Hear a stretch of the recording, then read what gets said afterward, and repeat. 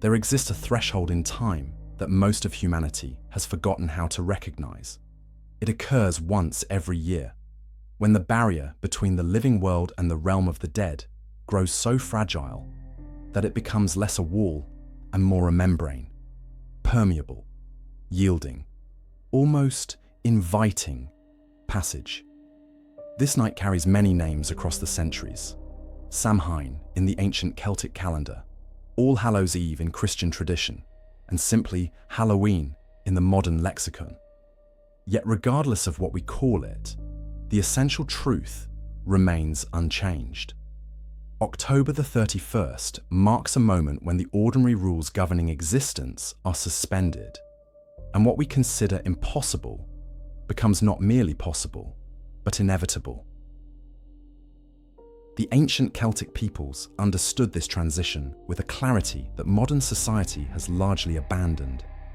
For them, Samhain was not merely a holiday, it was a cosmological event, a tear in the fabric of time itself. They believed that on this night, the boundaries that separated the living from the dead, the seen from the unseen, the civilized from the wild, all collapsed into a single, terrifying unity. Our ancestors recognized that some nights demanded respect, preparation, and above all, acknowledgement of forces beyond human control or comprehension. This was not superstition.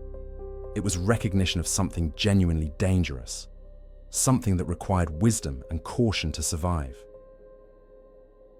Consider yourself standing at the edge of a moorland as dusk transforms into darkness.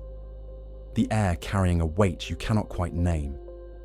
The density of the atmosphere makes each breath feel weighted with meaning and consequence. The summer has retreated entirely. There is no lingering warmth, no promise of return, only the stark reality of approaching winter with its months of cold, scarcity, and the testing of survival itself. Your ancestors stood in precisely this position, feeling this exact sensation in their bones, and they knew what it meant. They knew that the veil was thinning, and that something would emerge from the spaces between. On this particular night, the rules that govern the natural world lose their authority in ways both subtle and absolute. Iron, that sacred metal which once held protective power against the other world's intrusions, becomes merely metal, its virtue stripped away as if by some cosmic force. Names, those anchors of identity and binding power that constrain and compel the unwilling, lose their efficacy entirely. The protections that have served your people through the long year begin to fail systematically, like walls crumbling in sequence. And worse, you cannot simply hide from this knowledge, for the atmosphere itself announces the shift, the way animals fall silent before a storm, the way light itself seems to change its color and quality. What we are about to explore together across this series is not mere entertainment or historical curiosity, but a genuine accounting of the creatures that emerge specifically during this vulnerable season.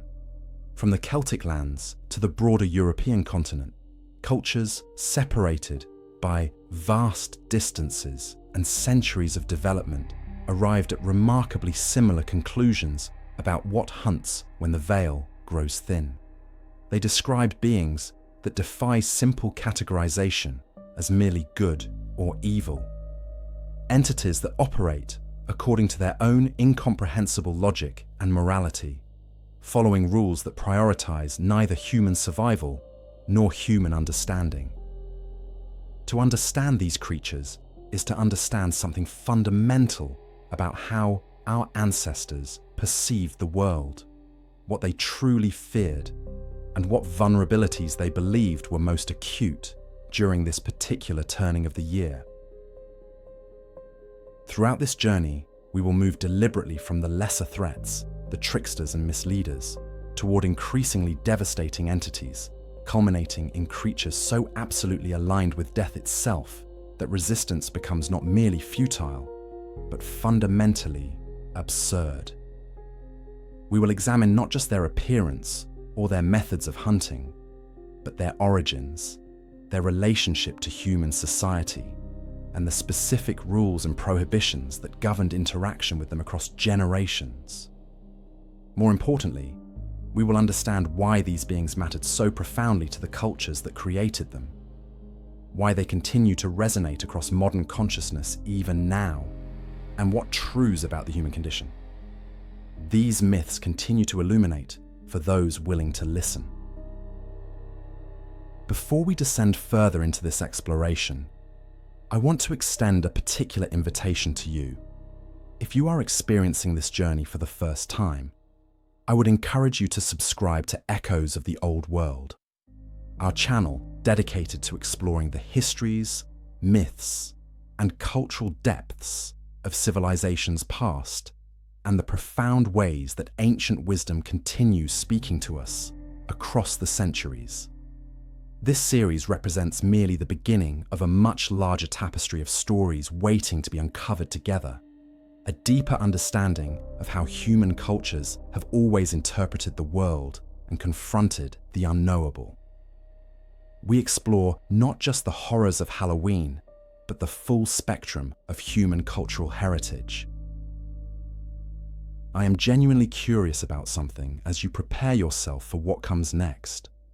Tell me, where are you experiencing this from in this moment? Are you watching from a home that carries its own history? Perhaps in a land where these very creatures were once believed to walk beneath the stars? Or are you joining us from somewhere entirely different? Perhaps somewhere that harbors its own distinct legends and fears? What draws you specifically to explore these particular horrors on this particular night? Your perspective matters deeply, and I would genuinely love to read your thoughts in the comments below as we embark together on this descent into the Samhain season. The night has begun to change in ways both visible and invisible, the familiar becoming steadily less familiar with each passing moment. What waits in the darkness beyond the reach of familiar light is far older, far stranger, and far more dangerous than most modern minds are prepared to acknowledge or accept. We are ready to begin this exploration, and the moment of transition is upon us.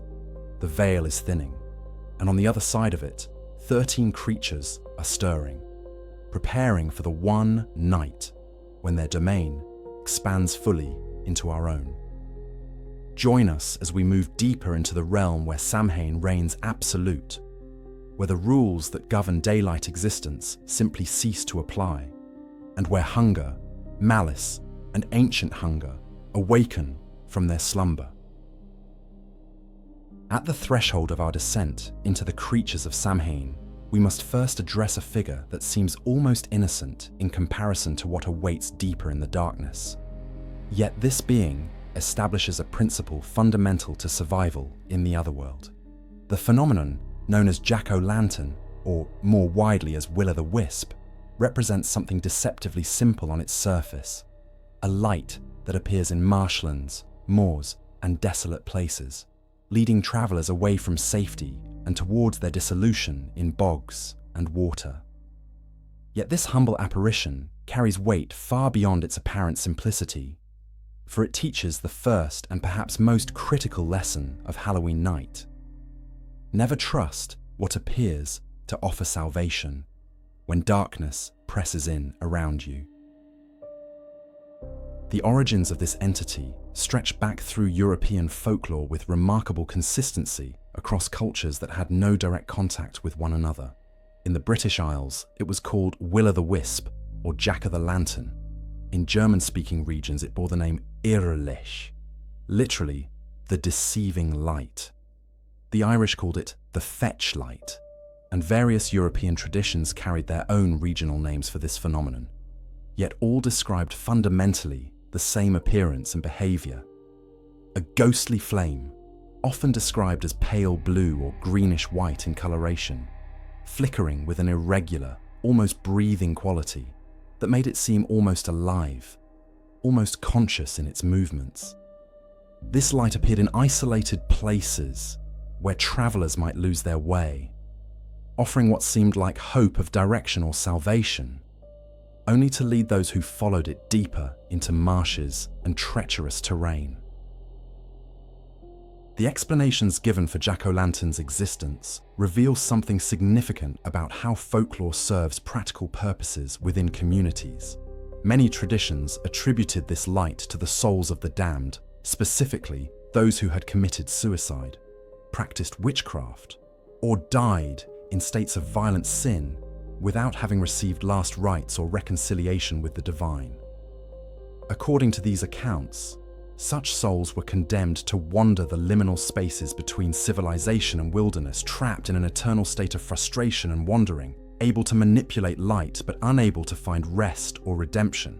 Their only agency, their only remaining power after death stripped away everything else, was the ability to mislead other travelers, to draw them into the same marshes and dangers that had claimed the damned soul itself.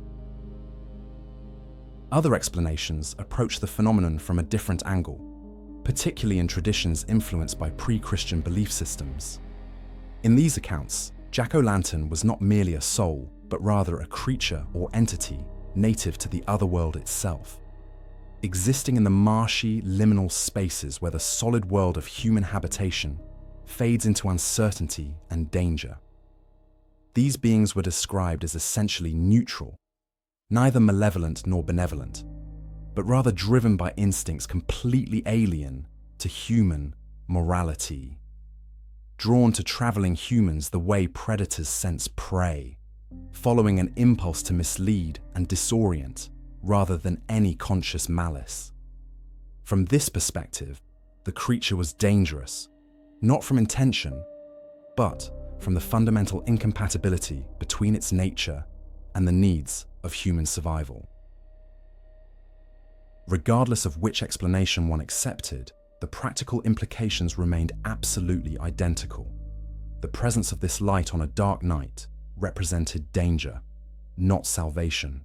A traveler who saw the pale flame flickering in the distance and chose to follow. It was not making a logical error or a mistake of judgment. They were directly violating one of the most fundamental rules of survival in the otherworld. The light was a test, and a test that most who took it failed catastrophically. Those who followed the will-o'-the-wisp found themselves drawn progressively deeper into marshes where the ground itself became treacherous, where solid footing dissolved into mud and standing water, where the light continued to flicker always just slightly ahead, always just beyond complete reach, leading the follower in circles until exhaustion and despair forced them down into the water and mire. What makes Jack O'Lantern particularly significant as an entry point into the creatures of Samhain is that it illustrates the alien logic governing the otherworld's denizens. This being is not motivated by hunger for human flesh, not driven by personal malice or hatred, not seeking revenge for wrongs committed. It simply exists according to its own nature, following impulses that do not correspond to human categories of good and evil. The tragedy of the traveler who follows the light is not that they have encountered a conscious enemy, but rather that they have encountered something that operates according to completely different rules, something for which their normal human instincts and moral frameworks provide no useful guidance whatsoever. The historical documentation of will-o'-the-wisp encounters is remarkably extensive, particularly in the records of communities living adjacent to significant marshlands and bogs. Travelers' accounts describe the distinctive qualities of the light with consistent detail across centuries and different geographical regions. The pale coloration, the irregular flickering, the way the light seemed to move deliberately in response to pursuit, accelerating when approached and slowing as followers lost interest or turned away. Some accounts mention hearing sounds accompanying the light, whispers, laughter, or calls that sounded almost like human speech, but with an intonation that struck listeners as profoundly wrong, distorted in some way that made the hair rise on the back of one's neck, despite being unable to articulate precisely what seemed corrupted about the sound. What remains particularly unsettling about Jack O'Lantern is that unlike many of the creatures we will encounter in this series, this being requires no special prohibitions or bindings to defend oneself against it. No iron offers protection, no names hold power to compel it, no prayers invoking divine protection carry authority over it. The only defense is discipline, the absolute, unwavering refusal to follow the light regardless of how compelling its promise, regardless of how desperate one's circumstances become, regardless of how certain it appears that salvation lies in that direction. This teaches us that in the realm of Samhain, sometimes the greatest danger is not physical force or supernatural power, but rather the corruption of one's own judgment, the hijacking of one's own decision-making faculties by forces that present false hope to desperate minds. As we move deeper into our exploration of the 13 creatures that hunt on Halloween night, remember Jack O'Lantern's lesson. Remember that the light that appears in the darkness may not lead to safety, that salvation may be precisely the wrong direction, and that the path that seems most obvious to a frightened mind may lead directly into dissolution and disappearance. On Samhain, when the veil grows thin and the creatures of the otherworld rise into activity, discernment becomes as crucial as courage, and the wisdom to refuse temptation becomes as vital as the strength to resist force. Moving deeper into the creatures that hunt on Samhain, we encounter a being far more dangerous than Jack O'Lantern, precisely because the Phooka possesses both intelligence and intention. This Irish entity embodies the raw chaos of the untamed world, the wild spaces that exist beyond human cultivation and control, the boundary lands where civilization ends and true wilderness begins. The Phooka is a shapeshifter of extraordinary capability, able to assume the form of a horse, a massive dog, a goat, a bird, or a human, depending on its whim and the particular intentions it harbors for those unfortunate enough to encounter it. Unlike the mindless will-o'-the-wisp that leads travelers astray through blind impulse, the Phooka acts with calculation, with purpose, and with a deeply troubling sense of entertainment derived from human suffering and humiliation. The traditional descriptions of the Phooka in its various forms reveal consistent characteristics, despite the dramatic shifts in appearance. When manifesting as a horse, the Phooka appeared as a magnificent black stallion with an almost hypnotic beauty that seemed to transcend normal equine form. Its coat appeared to absorb light rather than reflect it. Its eyes held an intelligence that no mere animal should possess, and its movements carried a fluidity that was simultaneously graceful and deeply unsettling. When taking the form of a dog, it was described as vast, far larger than any natural hound, often appearing with rough dark fur and eyes that glowed with an awareness that no earthly creature could manifest. In its human form, the Phooka was most disturbing of all, appearing as a grotesquely muscular man with distorted proportions, sometimes described as having the ears of a goat or the tail of a horse visible despite its ostensibly human appearance, as if the boundary between its true nature and its disguise could never quite fully stabilize. What distinguished the Phooka from other shapeshifters was the pronounced pattern of its behavior and the particular style of harm it inflicted on those who encountered it. The creature did not operate through direct physical violence in the manner of more aggressive entities. Instead, it functioned as a trickster, deriving apparent satisfaction from deception, humiliation, and psychological torment. Accounts describe the Phooka appearing to travelers on lonely roads in the form of a magnificent horse, its saddle empty and promising, seemingly abandoned and waiting for someone to claim it and ride towards safety and civilization. Those foolish or desperate enough to mount this creature found themselves carried not toward safety, but toward terrible destinations. Cliff edges overlooking vast drops, marshes that concealed sinkholes, dangerous heights from which the rider was inevitably thrown once the Phooka's entertainment reached its conclusion. The creature seemed to derive genuine pleasure from these acts, sometimes described in folklore as laughing or cackling as it threw its riders to certain injury or death. The Phooka's particular virulence on Samhain night related directly to the weakening of boundaries on that sacred and terrible evening. Throughout the year, the Phooka was constrained by certain limitations and prohibitions that rendered it substantially less dangerous, though still something to be avoided with absolute determination. But when the veil grew thin and the rules governing the otherworld's relationship to human space grew flexible, the Phooka's power expanded correspondingly. The prohibitions that had held it in check for the other 364 days of the year lost their efficacy, and the creature became almost unrestrainably predatory in its activities.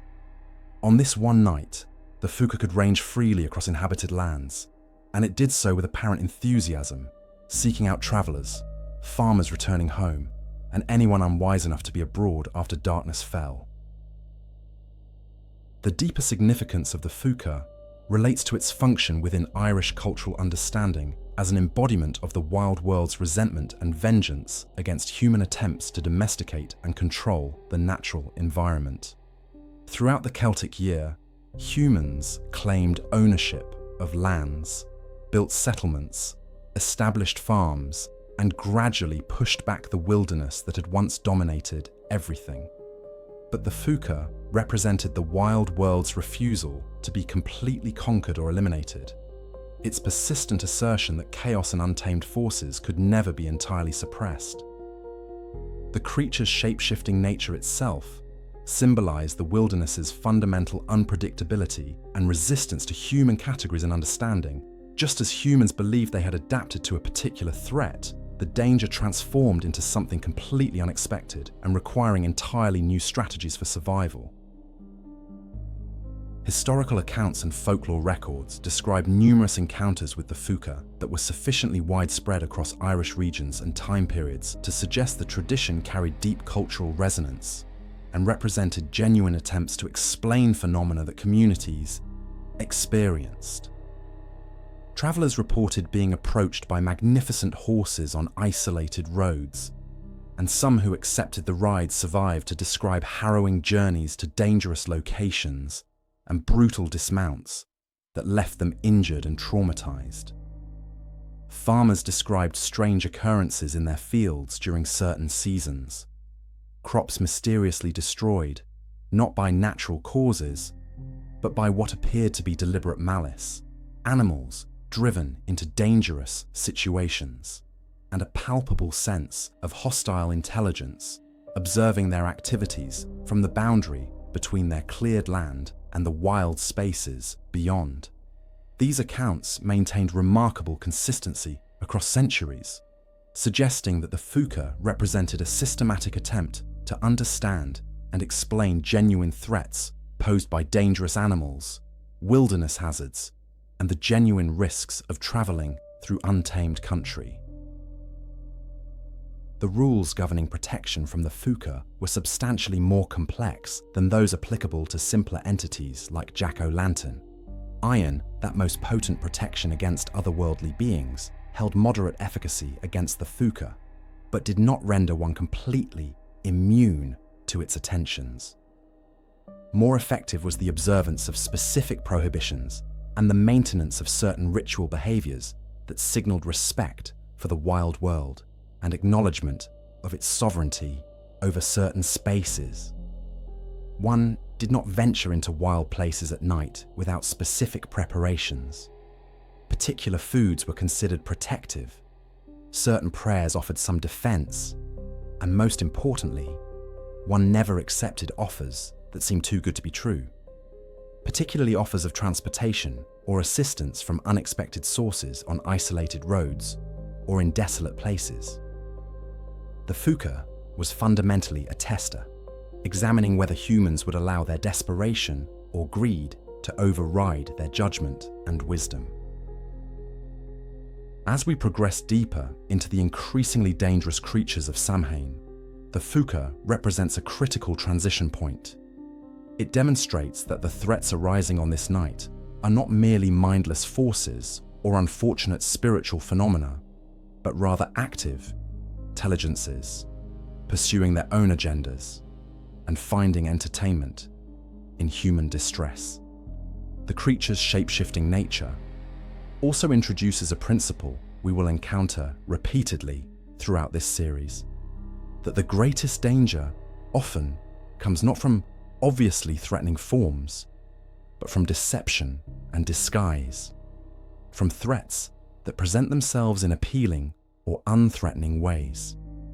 On Samhain night, when the Phooka's bonds weaken and its range expands, prudence demands far more than mere caution. It demands absolute discipline regarding what offers one accepts and from what sources one seeks assistance in the darkness.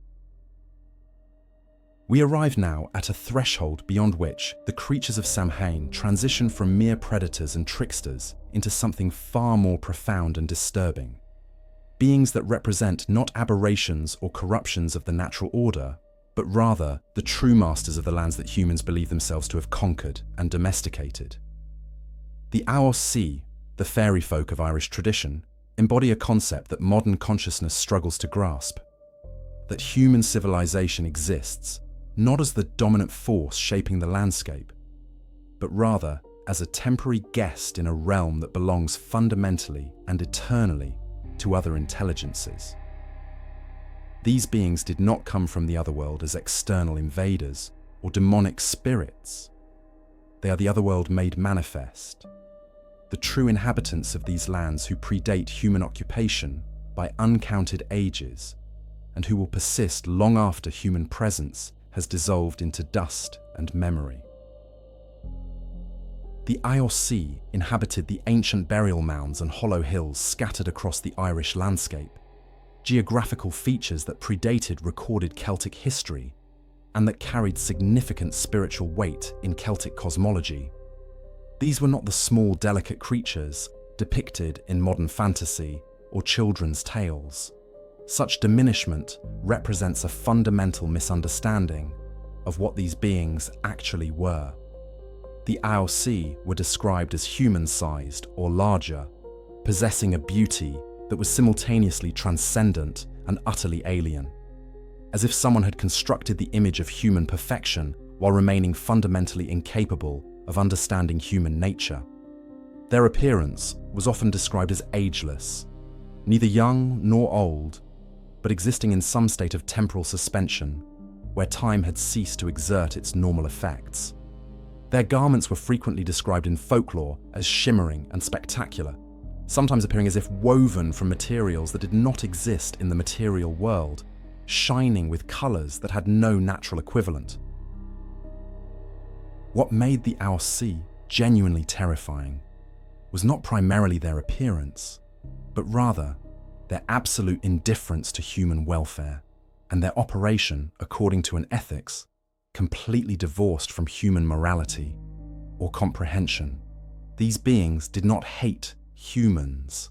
Hatred would have implied some form of engagement or emotional connection that might make their behavior comprehensible. Instead, the Aos regarded humans with the sort of casual disregard that humans typically reserve for insects. Potentially interesting, occasionally entertaining, but fundamentally insignificant to their own pursuits and concerns. When the Aos interacted with humans on Samhain night, when their power reached its absolute zenith, and the boundaries between their realm and human space grew gossamer thin, those interactions followed patterns that made sense only from a perspective utterly foreign to human values and sensibility. One of the most characteristic dangers posed by the Aos involved the phenomenon known as fairy abduction or enchantment, where humans, particularly children, though adults were not immune, were drawn into interaction with these beings and subsequently disappeared, or were discovered later, having experienced no passage of time whatsoever, despite subjectively living years or decades in the fairy realm. A child might follow what appeared to be a beautiful child into the woods and vanish for 3 days, only to be found at the boundary of the settlement, claiming that only hours had passed, that they had been in a magnificent hall eating foods of indescribable flavor and dancing at celebrations of otherworldly grandeur. More disturbing were the accounts where the individual returned years later, unchanged in appearance and confused by the obvious aging that had occurred in their community, insisting that no significant time had passed. These abductions demonstrated that the Aos did not merely exist in human space on certain nights. They existed partially outside of time itself, according to rules that made mockery of human understanding of causality and duration. The particular danger of the Aos on Samhain related not to direct violence, but to the seductive power of their realm and the genuine difficulty of maintaining one's commitment to the human world when exposed to the delights of the fairy world. The Aos did not torture or destroy those they captured. Instead, they offered enchantment, beauty, and sensations so intense and profound that return to the drab, limited human world became psychologically devastating. Those who had been taken by the Aos often expressed genuine resentment upon discovering that they had been recovered, that they had been returned to a world that seemed suddenly grey and diminished compared to what they had experienced in the fairy halls.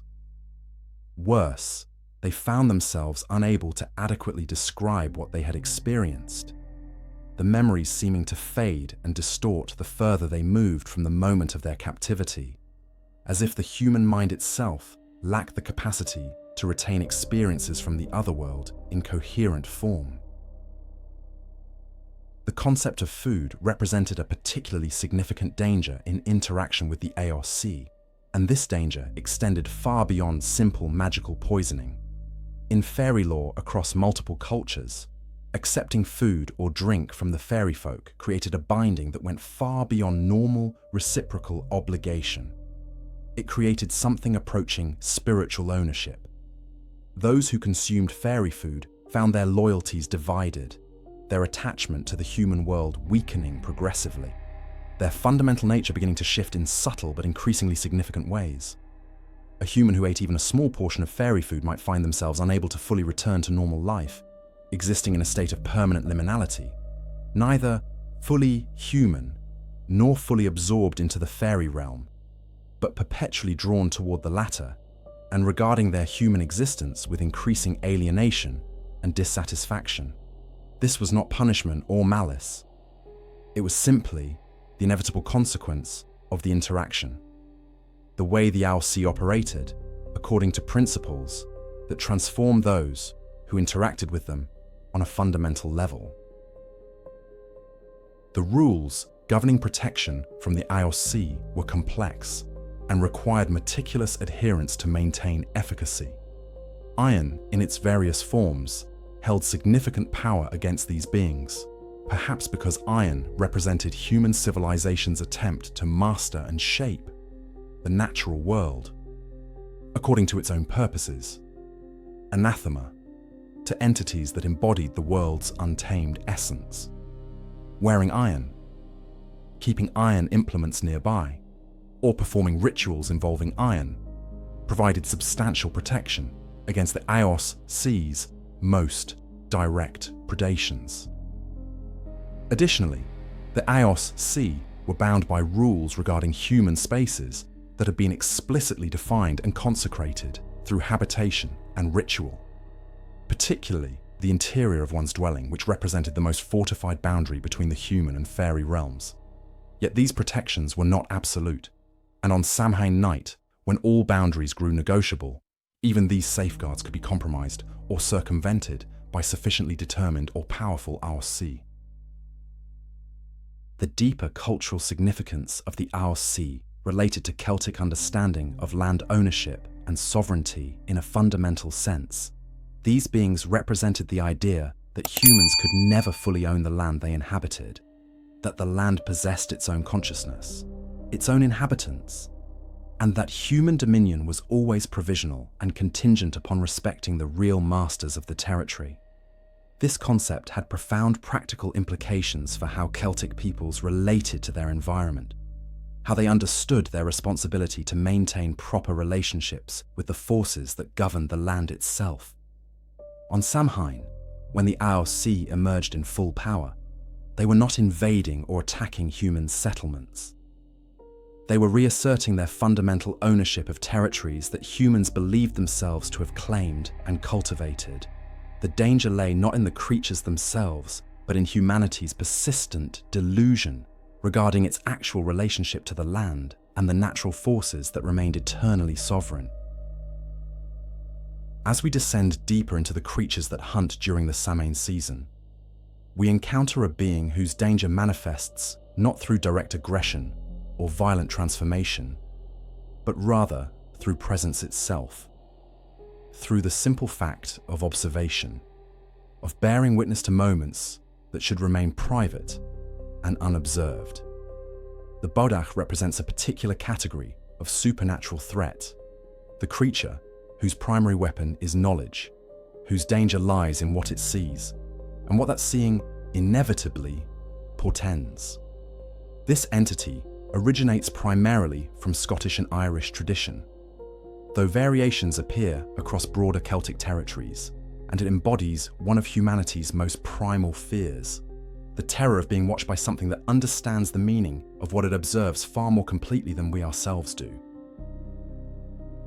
The bodach was traditionally described as an indistinct figure, a shadow given almost human form, appearing typically at the edges of perception rather than in clear view. Those who claimed to have witnessed it described a gaunt, hunched figure, often appearing in darkness or at twilight, sometimes manifesting as a shape that seemed to exist partially outside normal space, as if the observer were viewing it through a barrier that prevented complete clarity of form. The creature's defining characteristic was not any particular physical attribute, but rather its behavior. It appeared at the thresholds of homes, the boundaries between interior and exterior space, the liminal zones where human shelter met the wider world. More significantly, it appeared at specific moments, often materializing at the moment of death within a household, sometimes appearing in the days preceding death, sometimes arriving to bear witness at the exact moment when a life departed from the body and entered into whatever realm awaited beyond mortality. What distinguished the bodach from other harbingers of death was the specificity of its presence and its apparent role as a neutral observer, rather than an active participant in the death it witnessed. Unlike the Banshee, whose wail announced death with clear emotional intensity, and whose appearance created immediate terror, the bodach simply appeared and watched. It did not cause the death, did not attack the dying, did not even necessarily frighten those who glimpsed it, though the recognition of what its presence meant often struck observers with paralyzing dread. The creature seemed to possess perfect knowledge of when death would occur, and it positioned itself to bear witness to that moment, as if fulfilling some inexplicable cosmic obligation to observe the transition from life to death. Those who saw the bodach and understood its significance knew with absolute certainty that death was approaching, that the boundary between worlds was about to be crossed, and that no intervention or prayer could alter the inevitable outcome. The particular significance of the bodach on Samhain night related to the expansion of its range and the multiplication of instances where it could manifest. Throughout most of the year, the bodach appeared primarily at the homes of those whose deaths were imminent, a focused and deliberate manifestation tied to specific individuals and specific moments. But when Samhain arrived and the veil between worlds grew thin, the bodach seemed to proliferate, appearing not only at homes where immediate death awaited, but also at the thresholds of those who stood at dangerous crossroads, those whose connection to the mortal world had become tenuous, or those whose actions on Samhain night might result in their transition from the living to the dead. The creature expanded its function from mere observer to something approaching sentinel, watching those who might cross the boundary during this vulnerable night and bearing witness to any transformations or transitions that occurred. The most disturbing element of Bodach encounters involved the creature's apparent knowledge of circumstances that should have been impossible for any entity to understand. Those who reported seeing the Bodach and who survived to describe the experience often mentioned uncanny details about the creature's positioning and behavior that seemed to indicate perfect foreknowledge of events yet to occur. The Bodach would appear at a specific threshold, minutes before an accident claimed a family member, would position itself as if waiting for a particular individual, or would vanish at the precise moment death occurred, as if its observational function had been completed. This suggested that the creature existed partially outside normal time, that it perceived human mortality not as a sequence of moments stretching into an uncertain future, but as something already determined, already visible to eyes, that operated according to different temporal principles entirely. Cultural records across Celtic regions describe extensive folklore surrounding the Bodach, suggesting that these encounters were sufficiently common and consistent to become embedded in collective understanding about death and the other world's relationship to human mortality. Families who recognized the signs of the Bodach's presence sometimes attempted specific rituals or actions designed to either appease the creature or accelerate the death it portended, operating on the theory that accepting the inevitable might prove less devastating than attempting to resist it. Others reported that once the Bodach appeared, normal protections against supernatural entities seemed to lose their efficacy. Iron held no power, prayers seemed to pass unheard, and attempts to physically prevent the creature's approach proved impossible. The Bodach was described as moving with a fluidity that transcended normal space, appearing and disappearing in ways that made pursuit or resistance equally futile. The deeper significance of the Bodach related to Celtic understanding of death, not as an event marked by specific crisis or struggle, but rather as a transition that was predetermined and observable from beyond normal temporal flow.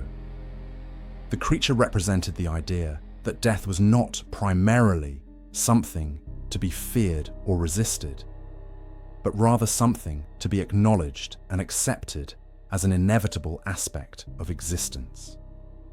Communities that believed in the Bodach operated with a particular philosophical acceptance of mortality that modern societies have largely abandoned. They understood death not as an aberration or failure, but as a natural transition point. And the Bodach's appearance represented an invitation to make peace with this inevitable outcome. The creature's function was fundamentally neutral, neither punitive nor malevolent, but rather informational. It existed to communicate what the other world already knew, what the forces governing existence had already decided. As we progress further into increasingly dangerous creatures, the Bodach represents a critical philosophical transition point. Unlike the predatory beings we have encountered previously, the Bodach poses no direct threat and operates according to principles that have nothing to do with human harm or entertainment. Its danger lies entirely in what its presence signifies, in the knowledge it carries and communicates through its mere appearance. On Samhain night, when boundaries grow permeable and the Bodach's manifestations increase substantially, communities understood that the barrier between worlds had grown sufficiently thin that the representatives of the other world could move freely across it, observing human space and the individuals inhabiting it with perfect clarity. To see the Bodach on this night was not to see a creature seeking to harm you, but rather to encounter the embodied recognition that your time in the mortal world had reached its predetermined conclusion.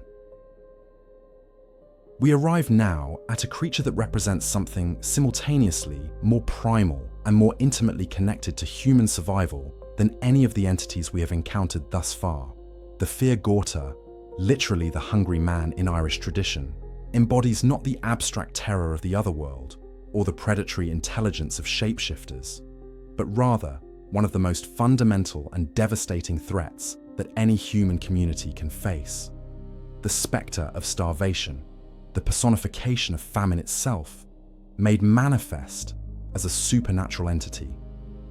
This being carried particular weight and terror in Irish communities, where famine represented not merely an occasional hardship, but a recurrent catastrophe that could and did decimate entire regions and populations.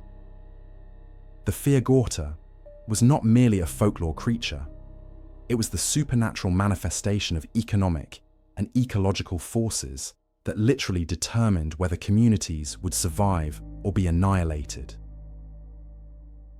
The Fia Gorta was traditionally described as a gaunt, skeletal figure, almost skeletal in appearance, as if the flesh had been stripped away to reveal only the barest minimum of tissue stretched over bone. The creature moved slowly and deliberately, never hurrying but possessing an inexorable quality that made its approach seem inevitable despite its measured pace. Those who encountered the Fia Gorta reported that the being seemed to radiate an aura of deprivation and emptiness, an almost tangible absence that surrounded it like a physical force.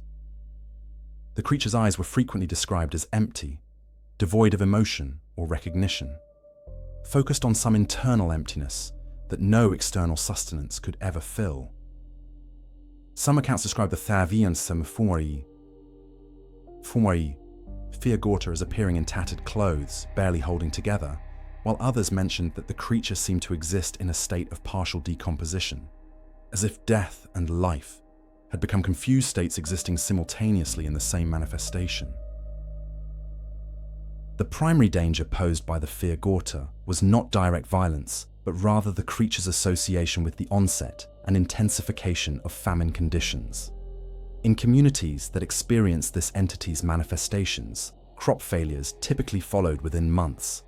Livestock began dying inexplicably, and food sources that had previously sustained communities suddenly became depleted or poisoned. The Fia Gorta seemed to announce or herald the coming of famine rather than causing it directly. The creature's presence indicated that the invisible forces governing agricultural success and failure had turned against the community, that the land itself had become hostile to human sustenance. This made the Fia Gorta profoundly different from predatory creatures that could be defended against or avoided.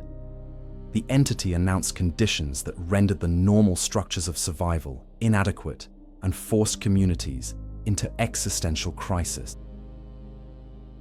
On Samhain night, when the boundaries between worlds grew permeable, the Fia Gorta's presence carried particular menace because the creature could manifest not merely at the boundaries of communities, but within the very spaces where food was stored and preserved. Historical accounts describe instances where the Fia Gorta appeared in grain stores or at the entrances to larders, and where its manifestation was accompanied by the inexplicable spoilage or disappearance of stored food that should have sustained communities through the winter. These occurrences were utterly devastating because they struck at the one resource that communities believed they had secured against coming hardship, the stored surplus that represented the difference between survival and starvation during the long winter months. The creature's ability to corrupt or render inedible the food upon which survival depended made it uniquely catastrophic compared to other entities, because its impact could not be resolved through simple evasion or protective rituals. The cultural and historical significance of the Fia Gorta related directly to Ireland's actual experience with famine conditions, particularly the devastating famines of the 19th century, but also the recurring cycles of deprivation that had characterized Irish history for centuries. The Fia Gorta represented the collective trauma of communities that had experienced starvation, that understood viscerally how quickly the buffer between stability and total collapse could be breached. The creature was not merely a fantasy, it was a semi-literal translation of economic and ecological forces that possessed all the inevitability and destructive power of supernatural entities. When communities spoke of the fear Gorta, they were simultaneously speaking about real threats: crop failure, livestock disease, failed harvests, and the complete breakdown of the systems upon which human life depended. The supernatural framing of these threats reflected their perceived inevitability and the inability of human action to resist or overcome them once they had begun. Unlike many of the creatures we have examined, the fear Gorta could not be defended against through iron or through standard protective rituals, because the threat it represented operated according to principles that transcended supernatural causality entirely. A family might possess iron implements and ritual protections that rendered them relatively safe from shapeshifters and predatory entities, yet none of these defenses could prevent crop failure or livestock disease or the ecological collapse that preceded famine. The fear Gorta was dangerous precisely because it represented forces that were fundamentally beyond human control: weather patterns, soil depletion, disease vectors, ecological cycles, all the elements that determined whether communities could maintain themselves or would be forced into existential crisis. Against such forces, human defenses were essentially performative, providing psychological comfort while remaining functionally useless against the actual threat. The appearance of the fear Gorta on Samhain night carried particular significance because it announced that the barriers that normally protected communities and maintained the boundaries between scarcity and abundance had begun to fail. The creature's manifestation suggested that hunger was moving from the distant possibility, the threat that hung perpetually over pre-industrial societies, into immediate, specific danger that would soon transform from potential into devastating reality. Communities that reported seeing the fear Gorta during Samhain typically experienced food crises within the following months, though whether the creature's appearance caused these crises or simply announced them with supernatural foreknowledge remained a matter of interpretation that communities never resolved definitively. As we continue deeper into increasingly dangerous creatures, the fear Gorta represents a particular category of threat, not the actively predatory entity seeking entertainment or sustenance through violence, but rather the creature that embodies the failure of the systems that enable human survival. The entity stands as a reminder that the greatest dangers facing human communities are often not individual monsters or aggressive supernaturals, but rather forces that affect entire populations systematically and devastatingly. On Samhain night, the appearance of the fear Gorta transformed from folklore into historical documentation as communities recognized the creature as harbinger of genuine material threats that would reshape survival prospects for the coming season and possibly for years to come. We encounter now a figure whose power and presence transcend the boundaries of individual narrative and instead permeate the entire Celtic understanding of seasonal cycles, the transformation of the year, and the inevitable descent into darkness and cold. The Cailleach, known across Celtic territories by various regional names and manifestations, represents not merely a creature that hunts on Samhain, but rather the fundamental force that Samhain itself represents. The turning point, where summer's abundance and warmth give way to winter's scarcity and hostile cold. This being is ancient beyond measure, described in various traditions as a goddess, a hag, a primordial force, or simply an entity that embodies the inexorable progression of seasons and the cyclical return of death and renewal. The Cailleach's particular significance on Samhain relates to the fact that this night marks her awakening, her ascension to power, and her emergence into the visible world to preside over the long darkness that awaits. The descriptions of the Cailleach vary significantly across different Celtic regions and time periods, but certain consistent characteristics emerge that define her essential nature and appearance. In some traditions, she is depicted as an ancient woman, her face lined with the accumulation of countless ages, her body bent and weathered by exposure to storms and cold beyond human endurance or comprehension.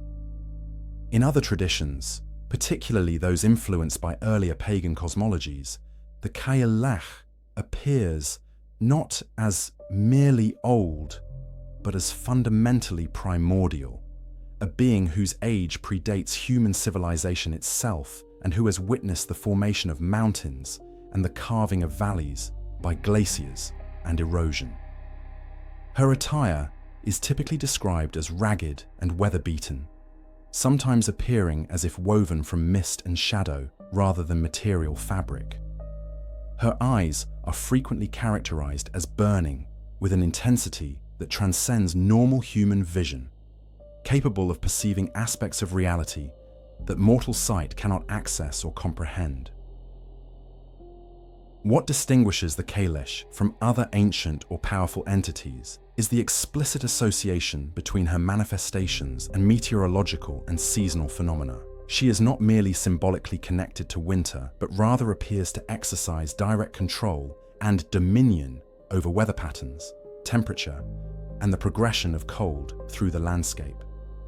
When the Celtic walks across the land during her season of power, frost follows in her footsteps, water freezes solid, and the temperature drops to levels that render survival increasingly difficult for human populations.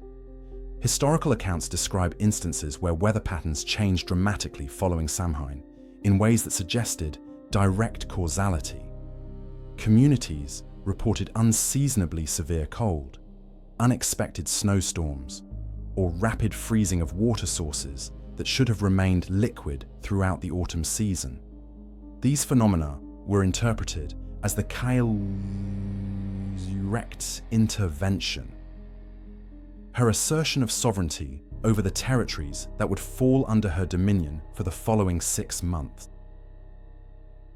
The Celtic's particular relevance to Samhain derives from the ancient Celtic calendar's division of the year into 2 seasons. Samhain marked the beginning of winter and the Celtic's season of power, while Beltane in late spring marked the return of summer and the reassertion of alternative powers and principles.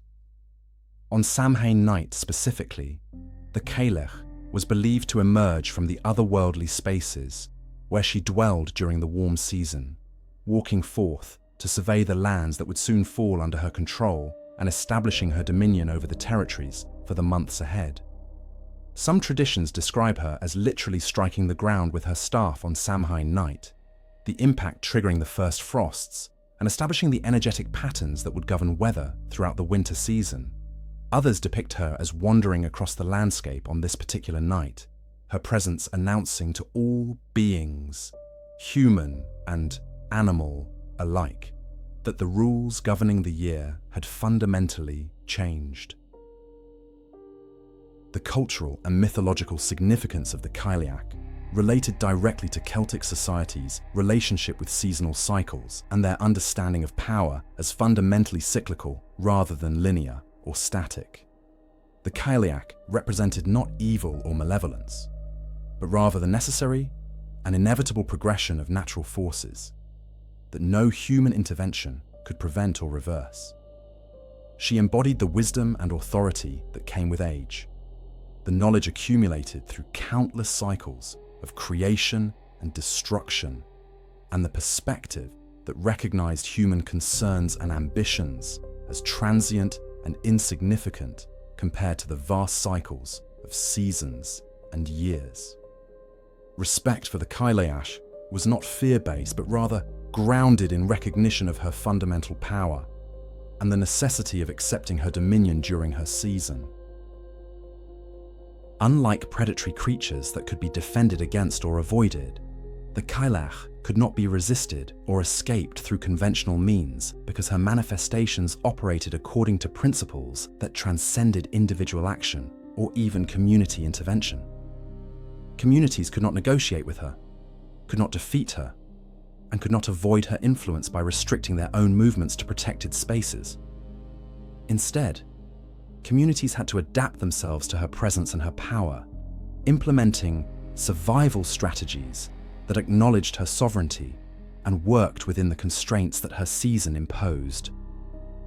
The appearance of the Celtic on Samhain night signaled not danger in the immediate sense, but rather the beginning of an extended period where human survival would depend on careful resource management, acceptance of hardship, and recognition of humanity's dependent position within larger natural systems.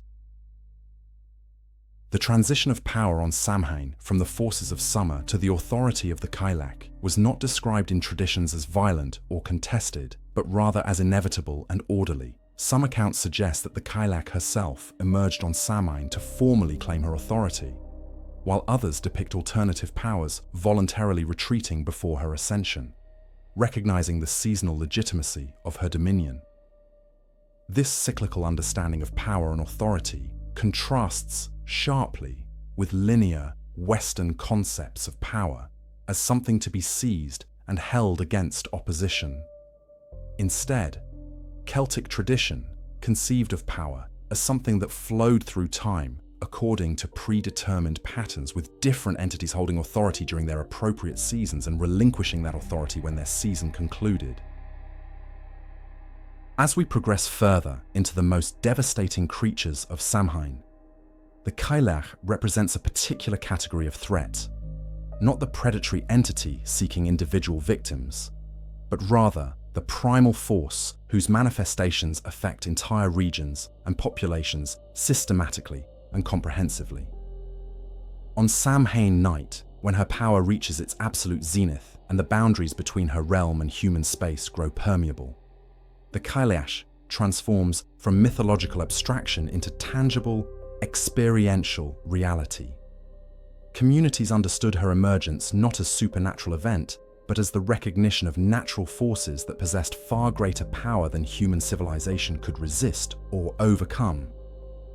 Forces that demanded respect, adaptation, and acknowledgement of humanity's ultimately dependent position within the larger cycles of nature.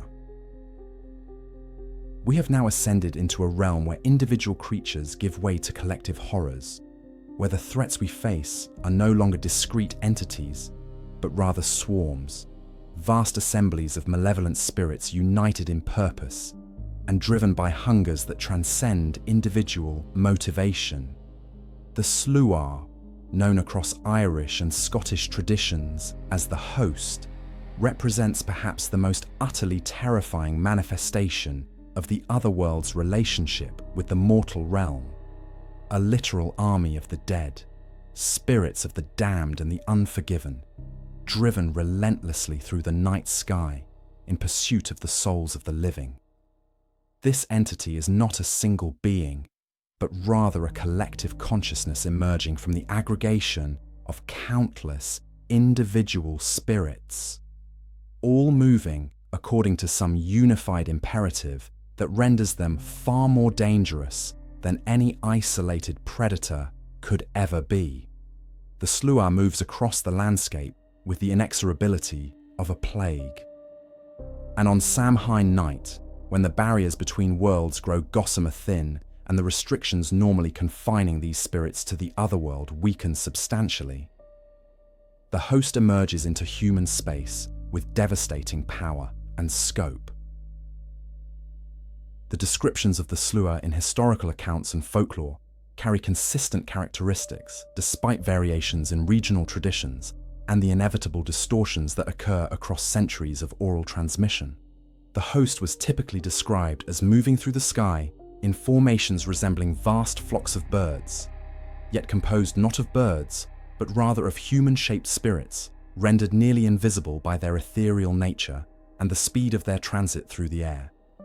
Observers, who claim to have witnessed the Sluagh, reported hearing them before seeing them, a cacophony of sound that was simultaneously described as wailing, laughing, shrieking, and voices that seemed to speak in languages predating human civilization itself. The sound was described as utterly alien, as if multiple emotional states had been layered simultaneously into a single acoustic phenomenon, creating an auditory experience that drove listeners to profound psychological disturbance, and occasionally to outright madness if they remained exposed to the sound for extended periods. What made the Sluagh particularly devastating compared to other creatures of Samhain was the explicit connection between this host and the specific category of individuals whose spiritual state rendered them vulnerable to its predations. The Sluagh sought particularly the souls of those who died with unfinished business, those who harbored unresolved grudges or who had violated sacred obligations, those whose departures from life occurred without proper ritual or spiritual preparation. More disturbingly, the Sluagh also actively pursued the living, individuals whose spiritual integrity had been compromised by transgression, those who had violated sacred prohibitions, or those who had positioned themselves in states of particular vulnerability through their own actions and choices.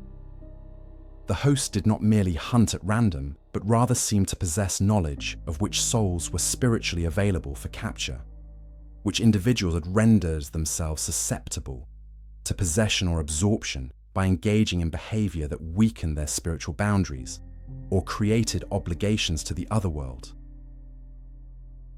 The mechanism by which the Sluagh accomplished the capture and absorption of souls represented one of the most terrifying aspects of this entity's manifestation.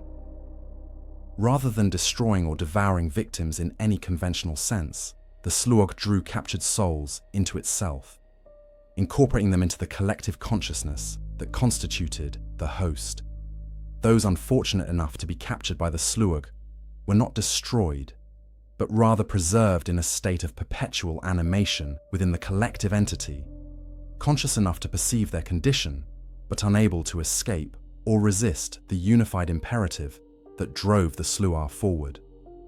Historical accounts describe the phenomenon of the Sluagh as creating a kind of hell in motion, where captured souls remained aware but unable to escape, perpetually driven forward by the collective hunger of the host, never reaching rest or final dissolution, but instead existing in a state of eternal torment and forced participation in the Sluagh's relentless hunting.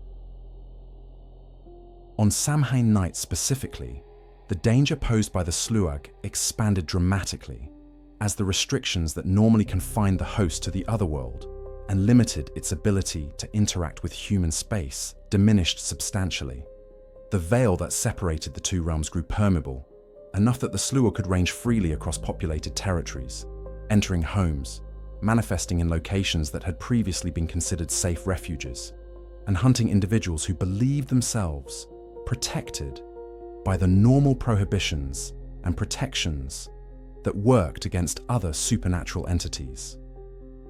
Historical records describe Samhain nights during which entire communities reported experiencing the passage of the Sluagh overhead, the sound of the host moving through the sky, accompanied by the terror that this manifestation induced in those who heard it and understood its significance. Some accounts suggest that individuals were literally pulled from their homes and carried away by the host, while others describe instances where individuals watched family members disappear into the manifestation of the Sluagh, their screams rendering them briefly visible before they were absorbed into the collective, and their voices added to the cacophony of the host.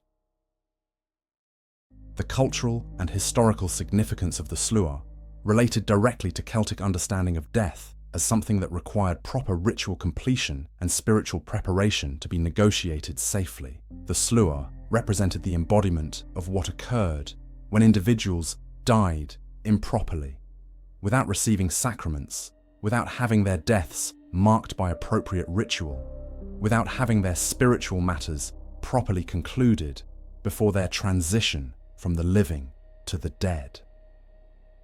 The host also represented a collective form of punishment or consequence, a manifestation of what occurred when large numbers of individuals lived lives sufficiently transgressive or incomplete that they created spiritual instability within the collective consciousness. In some traditions, the Sluagh was explicitly understood as the embodiment of the spiritual corruption that resulted from violation of sacred obligations and cosmic rules, a physical manifestation of the consequences that accumulated when societies ceased to respect the boundaries and prohibitions that maintained spiritual coherence. defenses against the Sluagh were substantially less effective than protections against individual creatures, because the host's collective nature meant that standard prohibitions and protections possessed less binding force than they did against singular entities. Iron, while still providing some protective efficacy, could not fully prevent the Sluagh's entry into protected spaces. It slowed the host, but did not repel it completely. Names held no power over the collective consciousness of the Sluagh, and the unified imperative driving the host rendered individual spirits within it inaccessible to negotiation or binding. The most effective protection against the Sluagh involved systematic adherence to ritual practices that maintained individual spiritual integrity and established clear boundaries between the living and the dead, proper funeral rites, completion of spiritual obligations, and maintenance of prohibitions that prevented the generation of unfinished business and spiritual debt. Communities that engaged consistently in these practices reported fewer losses to the Sluagh, suggesting that the protective effect derived primarily from the maintenance of spiritual coherence rather than from any external protective mechanism. As we approach the most devastating entities in our compilation, the Sluagh represents a critical philosophical and spiritual threshold, the manifestation of consequences that accumulate when individual violations of sacred rules aggregate into collective spiritual corruption. On Samhain night, when the host emerges in full force and the boundaries between realms grow permeable enough to permit the passage of thousands of captured souls seeking new additions to their ranks, communities understood that survival depended not merely on individual caution, but rather on the collective maintenance of spiritual discipline and the systematic prevention of the spiritual debts and violations that rendered individuals vulnerable to capture by the Sluagh. We have arrived at a threshold where the creatures of Samhain transition from beings that operate primarily according to alien logic or natural principles into entities that represent the active violation and corruption of sacred order itself. Abhartach stands as perhaps the most potent embodiment of this principle, an undead Irish nobleman whose existence constitutes a fundamental assault on the natural hierarchy of life and death, on the spiritual order that should govern the transition from living to deceased, and on the authority of sacred practices to contain and constrain genuine evil. This being is not merely a predatory creature or a manifestation of natural forces, but rather a conscious violation of cosmic law, an individual whose power and malevolence prove sufficiently overwhelming to transcend even death itself, and to create a state of existence that Christian theology considered impossible, and that traditional protections proved inadequate to contain or neutralize. The historical accounts of Abhartach present him as an actual historical figure who lived in County Derry during the early medieval period, though the exact chronology remains somewhat disputed among those who have studied the records. According to tradition, Abhartach was a tyrant of considerable power and cruelty, a chieftain who ruled his territories through violence and who accumulated wealth and power through systematic exploitation and brutality directed toward those under his dominion. His behavior became increasingly aberrant as he aged, his appetites growing more violent and his disregard for moral constraint expanding into apparent contempt for divine law itself. The accounts suggest that Abhartach's transgression was not merely social or moral, but rather cosmically significant. His actions and his nature accumulated such spiritual corruption that they apparently rendered him unsuitable for normal death and created conditions where his continued existence in undead form became not merely possible, but somehow inevitable. The specific manifestation of Abhartach's undead nature represented something distinct from typical vampire figures in European tradition, though the similarities are sufficiently pronounced that the comparison is functionally useful. Rather than becoming a creature that emerged from its grave at night and required fresh blood to maintain its existence, Abhartach apparently achieved a state of perpetual animation where death had been effectively suspended and the normal processes of decay had been arrested. indefinitely. The creature continued to inhabit its physical form, which retained human appearance, despite being animated by forces that transcended normal biological functioning. Most significantly, Abhartach retained not merely consciousness, but also his original personality, his accumulated knowledge, and crucially, his appetite for power and his absolute contempt for those he ruled. The creature was not transformed into a mindless monster, but rather remained fundamentally himself, preserved in a state where his worst characteristics and impulses could continue to express themselves indefinitely. What made Abhartach particularly devastating compared to other undead entities was the specificity of the threat that the creature posed and the apparent inadequacy of traditional protective measures to contain or eliminate it. When communities attempted to use standard methods for dealing with dangerous spirits, exorcism, consecrated burial, ritual binding, these approaches proved ineffective or only temporarily suppressing the creature's manifestations. The beast would emerge repeatedly from various graves, sometimes immediately following attempts to contain it, as if the sacred practices designed to bind malevolent spirits simply did not apply to this particular entity. Some accounts suggest that the creature actually grew stronger following attempts at exorcism, as if it fed on the spiritual energy of the sacred rituals designed to destroy it.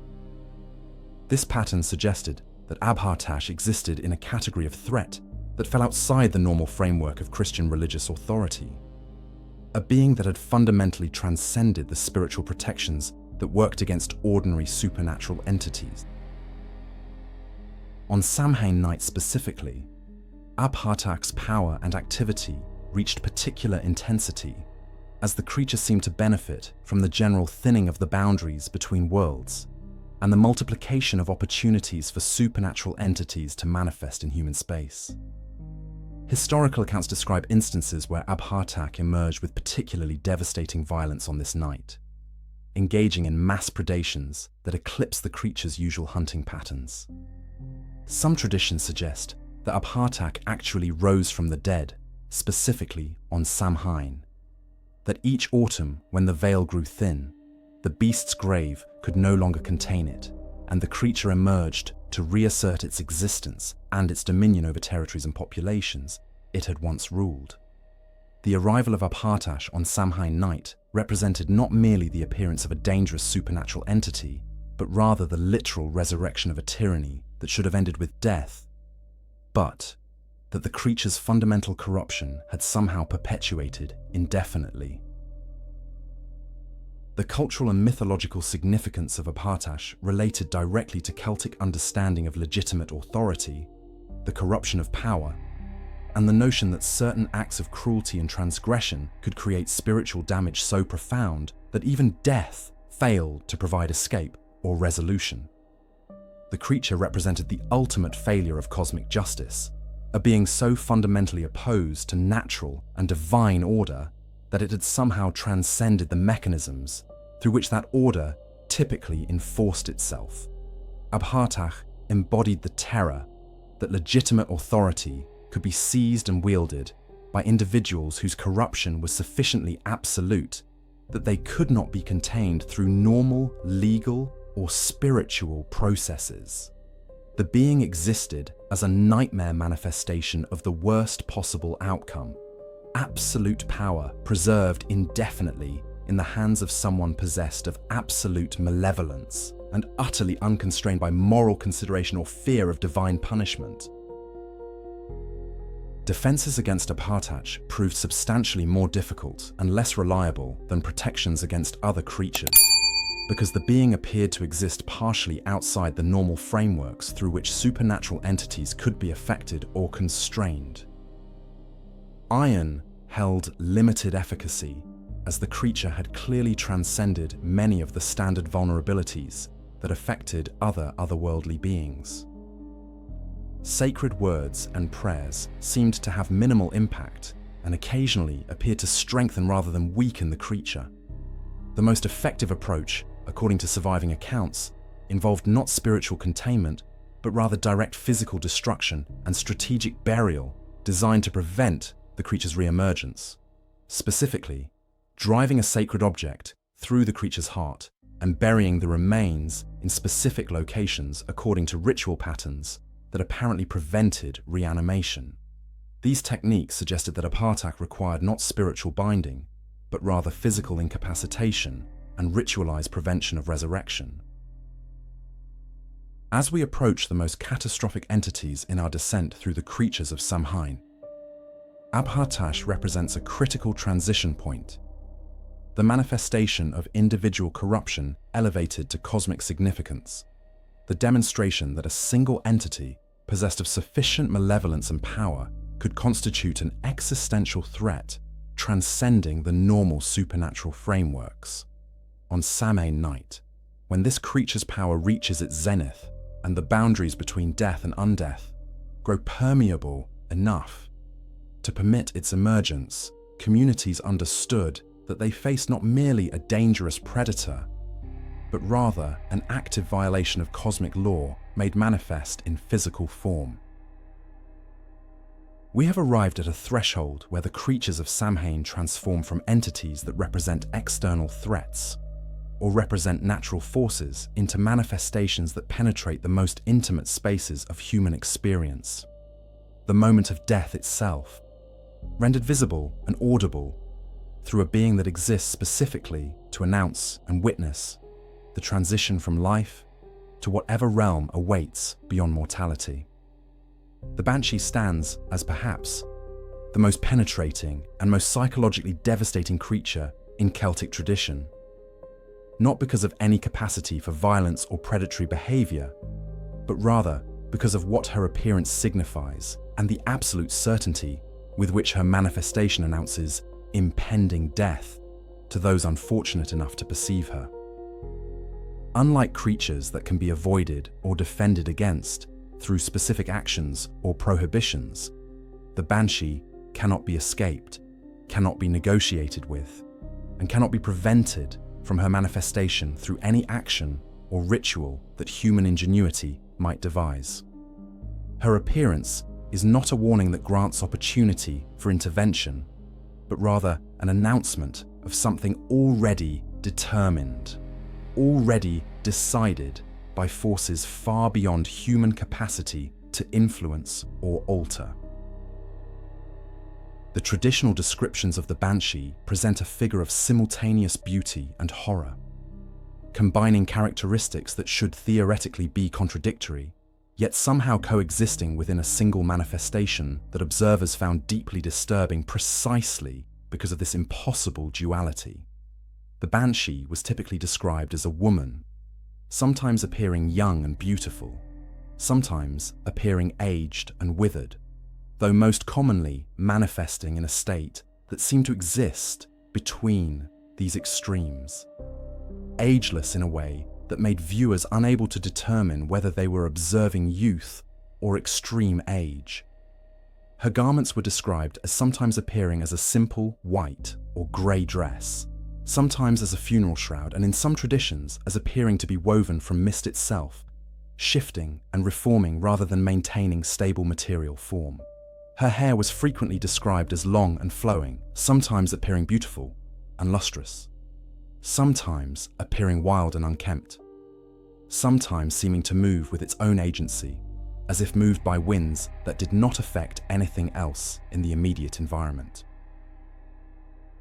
What made the Banshee absolutely distinct from other supernatural entities was the specificity of her function and the absolute reliability with which her appearance indicated imminent death. Unlike creatures that posed ambiguous threats or whose manifestations might carry multiple interpretations, the Banshee's appearance carried a singular and unambiguous message. Someone within a particular family or location would die within a specific time period, typically within the following days or weeks.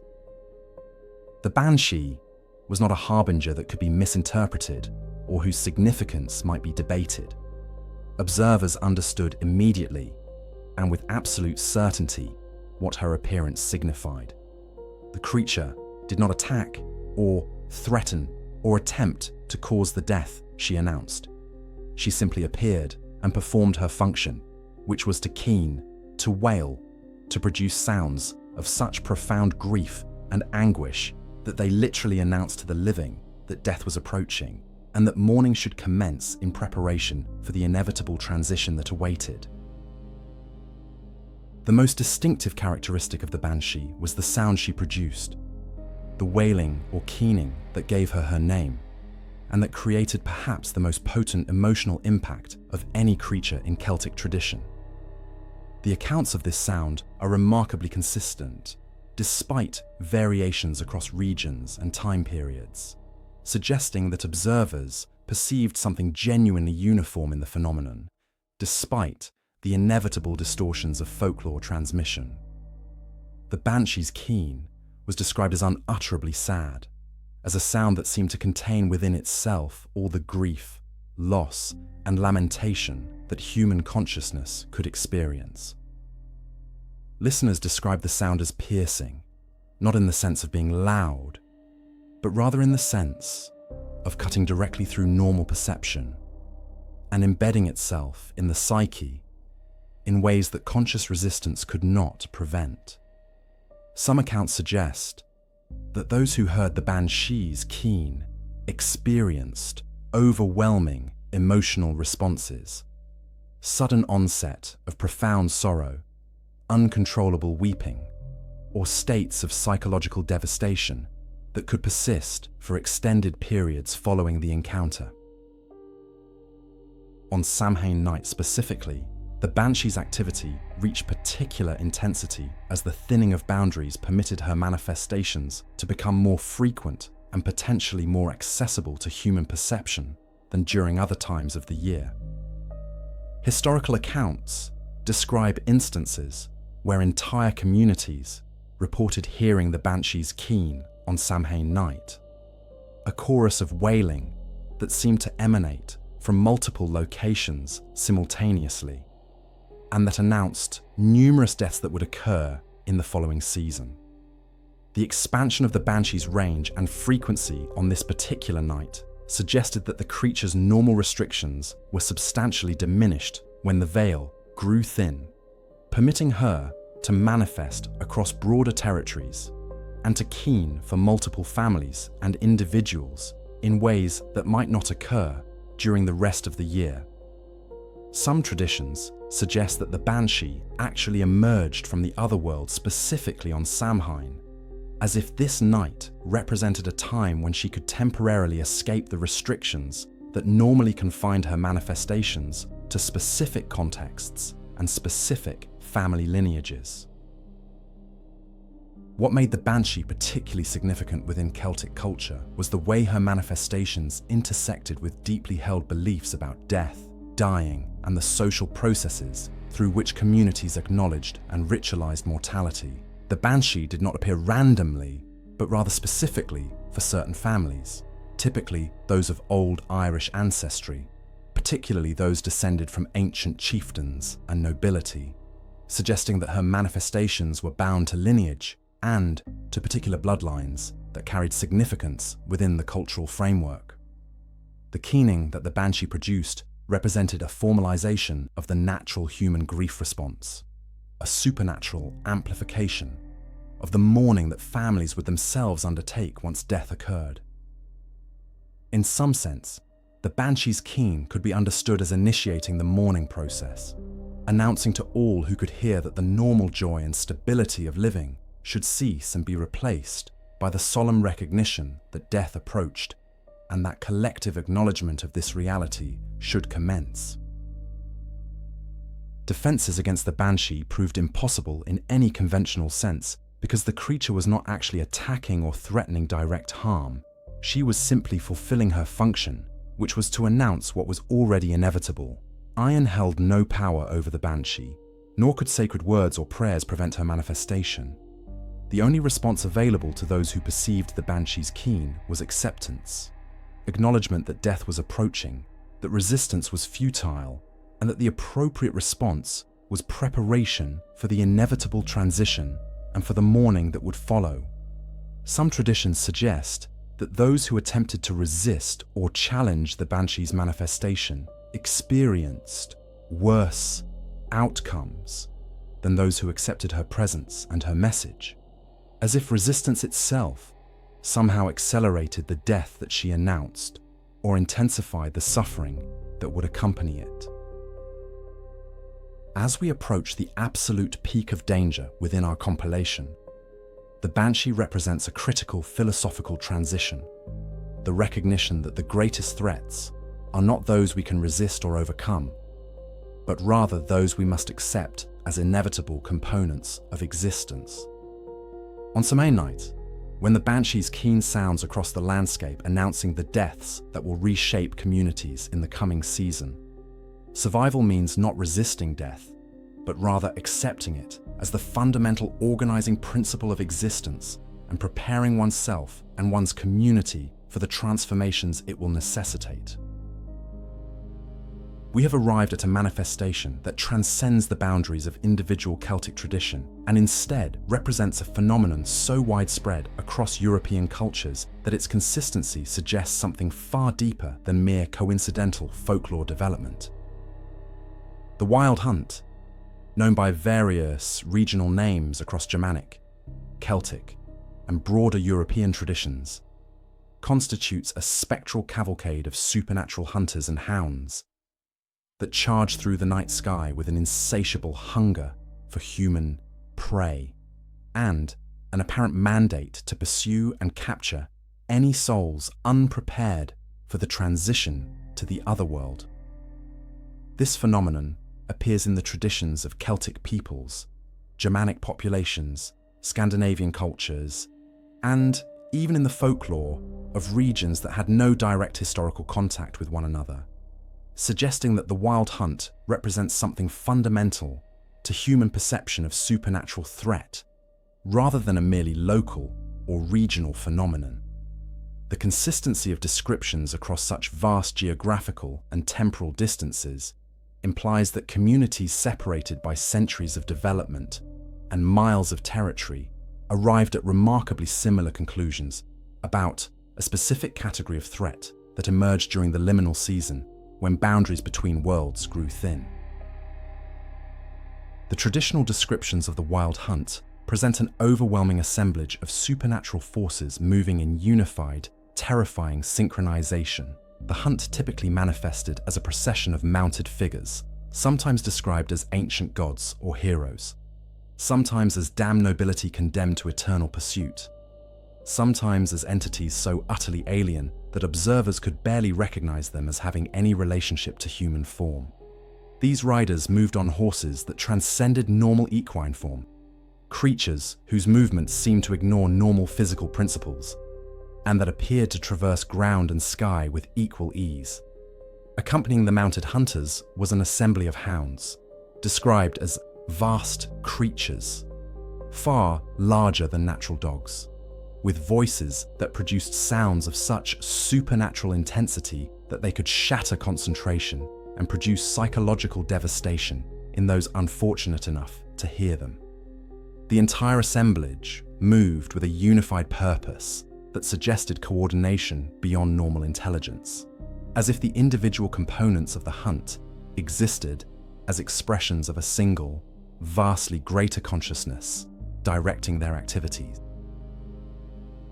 What made the wild hunt particularly devastating compared to individual creatures was the sheer scale and power of the phenomenon, and the apparent futility of any defensive measure against such an overwhelming manifestation of supernatural force. Unlike encounters with individual predatory entities, where specific prohibitions or strategic actions might increase chances of survival, an encounter with the wild hunt represented a situation where resistance was not merely difficult, but literally impossible. Those pursued by the hunt could not hide sufficiently, could not run fast enough, could not erect barriers adequate to repel such overwhelming manifestation of otherworldly power. Historical accounts describe instances where individuals attempted to defend themselves or sought refuge in supposedly protected spaces, churches, homes fortified with iron, locations blessed by sacred rituals. Yet the hunt penetrated these defenses with apparent ease, suggesting that such protections held no efficacy against this particular manifestation. The hunt pursued those it targeted with relentless determination, and captured individuals were described as disappearing into the assemblage, absorbed into its chaotic energy and rendered inaccessible to rescue or recovery. The connection between the wild hunt and Samhain related directly to the expansion of boundaries and the multiplication of liminal states that characterize this particular night. Historical records describe instances where communities reported experiencing the wild hunt specifically on Samhain nights, the spectral cavalcade moving across territories it might not traverse during the rest of the year. The phenomenon appeared to intensify when the veil grew thin, as if the restrictions normally confining the hunt to the otherworld substantially diminished during this sacred and terrible evening. Some traditions describe the wild hunt as specifically emerging on Samhain to range across the lands that would fall under winter's dominion, as if the hunt served a function of preparing territories for the Kylek's arrival by capturing souls and clearing the landscape of spiritual obstacles. The arrival of the wild hunt on Samhain night transformed this already dangerous season into something approaching apocalyptic in scope, with communities understanding that the full power of the otherworld had been unleashed upon the mortal realm, with devastating consequences potentially affecting multiple families and settlements simultaneously. The remarkable consistency of wild hunt descriptions across European cultures with minimal direct contact suggests that the phenomenon may have represented something deeper than purely supernatural threat, potentially reflecting the experience of actual historical events that communities interpreted through supernatural frameworks. The mounted hunters in some traditions were explicitly identified as specific historical figures or ancient gods, suggesting that the myth incorporated genuine memories of cavalry raids, military conquest, or violent historical disruptions that had been elevated into supernatural significance through the transmission process. The interpretation of these genuine threats through supernatural language may have served the cultural function of explaining the inexplicability and overwhelming power of forces that communities could neither resist nor fully understand in rational terms. Whether the wild hunt represented purely supernatural manifestation or a blending of genuine historical trauma with supernatural interpretation, the cultural significance remained unchanged. Communities understood the phenomenon as representing overwhelming force that could not be resisted and that could only be survived through evasion or acceptance of the inevitable consequences. The specific composition of the wild hunt varied somewhat across different European traditions, though certain consistent elements emerged despite regional variations. In Germanic traditions, the hunt was often explicitly identified with Woden or other ancient deities, suggesting that the phenomenon represented the activity of divine beings, rather than demonic forces, or mere manifestations of natural principles. In Celtic traditions, the hunt was sometimes attributed to specific mythological figures, or to the otherworld generally, without clear identification of individual participants. In Scandinavian traditions, the hunt appeared connected to concepts of Ragnarok and the end times, suggesting apocalyptic significance beyond simple, predatory danger. Despite these variations, the essential nature remained consistent, an overwhelming supernatural force that hunted human prey, that operated according to principles beyond human comprehension or ability to influence, and that posed threats from which escape was difficult and sometimes impossible. Defenses against the wild hunt proved substantially less effective than protections against individual creatures, because the phenomenon appeared to operate according to principles that transcended individual supernatural entities and their specific vulnerabilities. Iron provided minimal protection when employed as a personal defensive measure against the hunt itself. though it could provide limited sanctuary if one remained within structures protected by iron implements. The most effective protective strategy involved remaining indoors during Samhain nights, maintaining visibility of iron implements both on one's person and within one's dwelling, and avoiding any behavior or activity that might attract the hunt's attention. Some traditions suggest that the hunt pursued specifically those engaged in transgressive activities on Samhain night, individuals who violated prohibitions, or souls already marked for capture by other supernatural entities, suggesting that the primary risk derived not from random misfortune, but from spiritual vulnerability created through one's own actions and choices. As we approach the final and most devastating creatures in our compilation, the wild hunt represents the manifestation of overwhelming, coordinated supernatural force that transcends individual predatory behavior and instead reflects the collective activity of the otherworld itself, mobilized for purposes that extend far beyond simple predation. On Samhain night, when the wild hunt emerges in full force and sweeps across the landscape pursuing its prey, communities understood that survival depended not on resistance, but on minimizing visibility and avoiding the transgressions that rendered individuals spiritually available for capture. As we move toward the absolute peak of our descent into the creatures of Samhain, we must acknowledge a fundamental truth that our focus on Celtic entities may have obscured. The Halloween season carries profound significance, not merely within Irish and Scottish territories, but across the entire European continent, manifesting in remarkably consistent supernatural phenomena that transcend cultural and linguistic boundaries. From Germanic lands to Eastern Europe, from the Mediterranean to the far reaches of Scandinavia, communities separated by vast distances and centuries of independent cultural development arrived at strikingly similar conclusions about what emerges when the veil between worlds grows thin and the boundaries governing existence become negotiable. The creatures we examine in this chapter represent a synthesis of these broader continental traditions, demonstrating that the terror of Samhain and the dangers that emerge during this season are not phenomena confined to Celtic peoples, but rather represent something fundamentally universal about human perception of boundaries, death, and the fragile nature of the barrier separating the living from the dead. Among the most disturbing of these continental horrors is the Nachtsera, a creature from Germanic tradition that embodies a particularly grotesque category of undead manifestation. The Nachtsera, whose name literally translates to the after-devour, represents a specific form of vampiric entity that differs significantly from the aristocratic vampire figures of later folklore traditions. According to Germanic accounts, a Nachtsera was typically the recent corpse of an individual who had died in a state of psychological disturbance, those who had committed suicide, those who harbored intense grudges or unresolved anger at the moment of death, or those whose dying moments were characterized by profound emotional turmoil rather than peaceful resignation to mortality.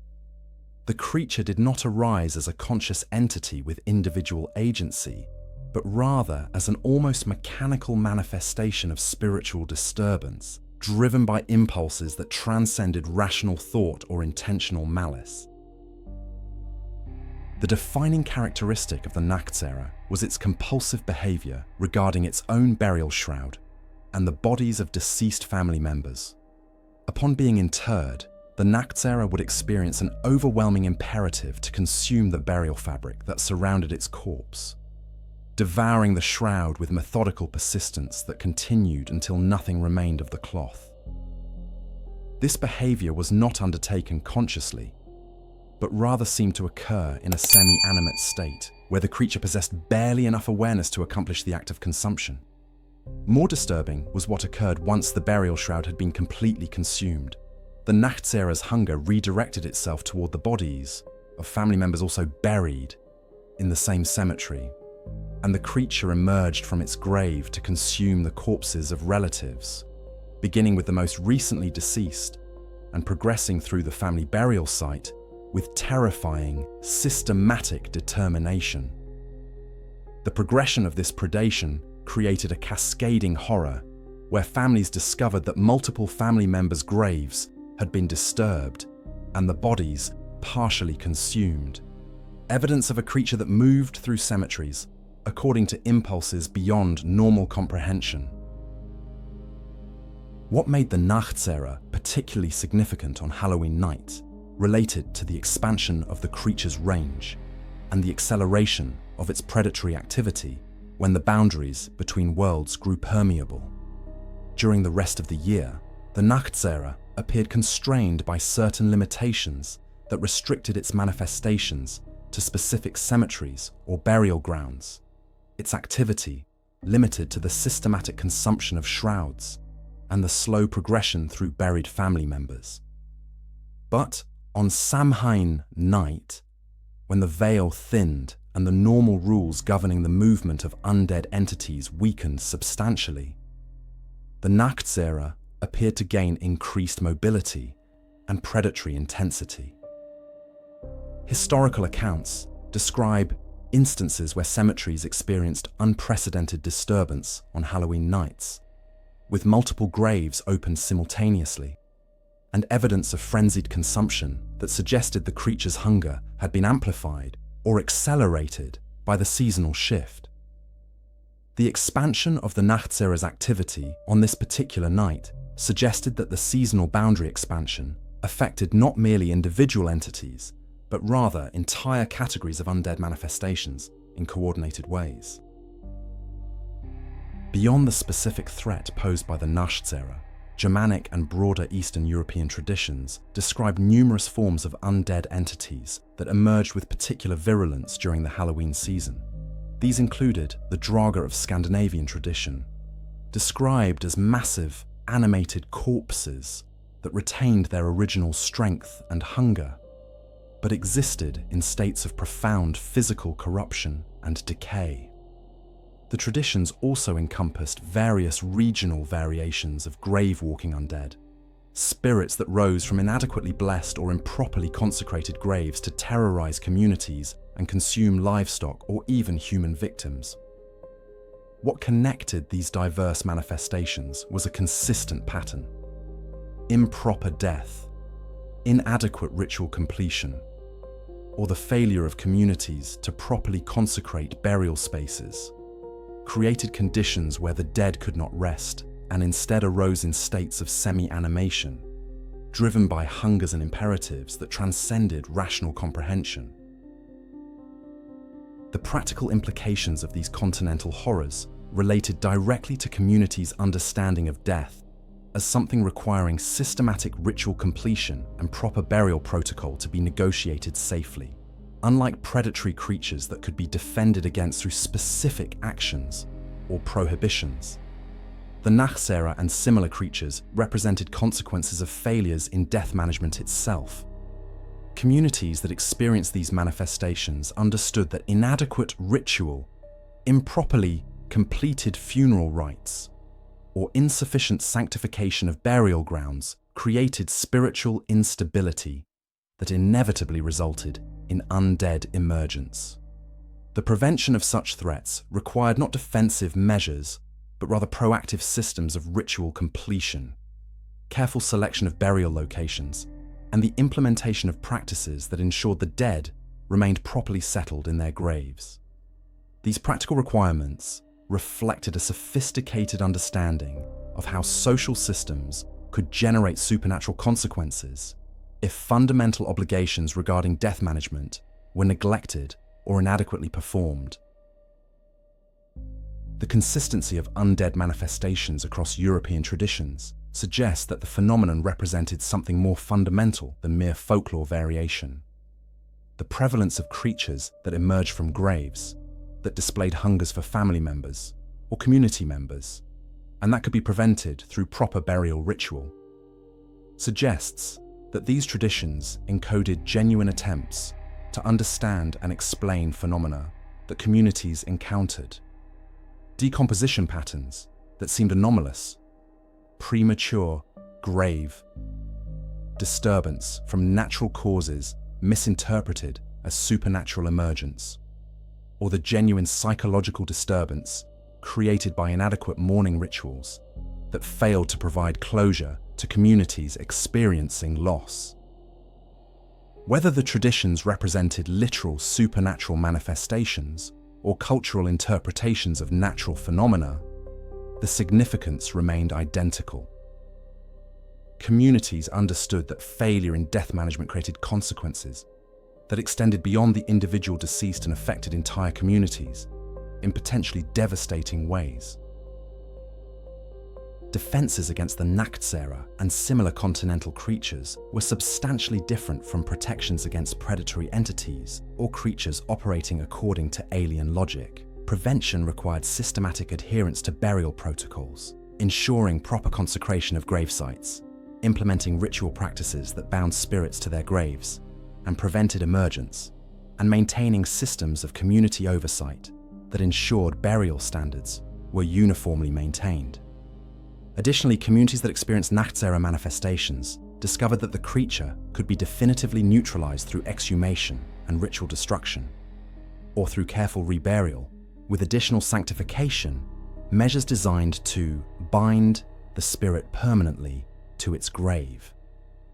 These practical approaches suggested that the threat posed by creatures, like the Nachtsera, was not inevitable, but rather preventable through proper social and ritual systems.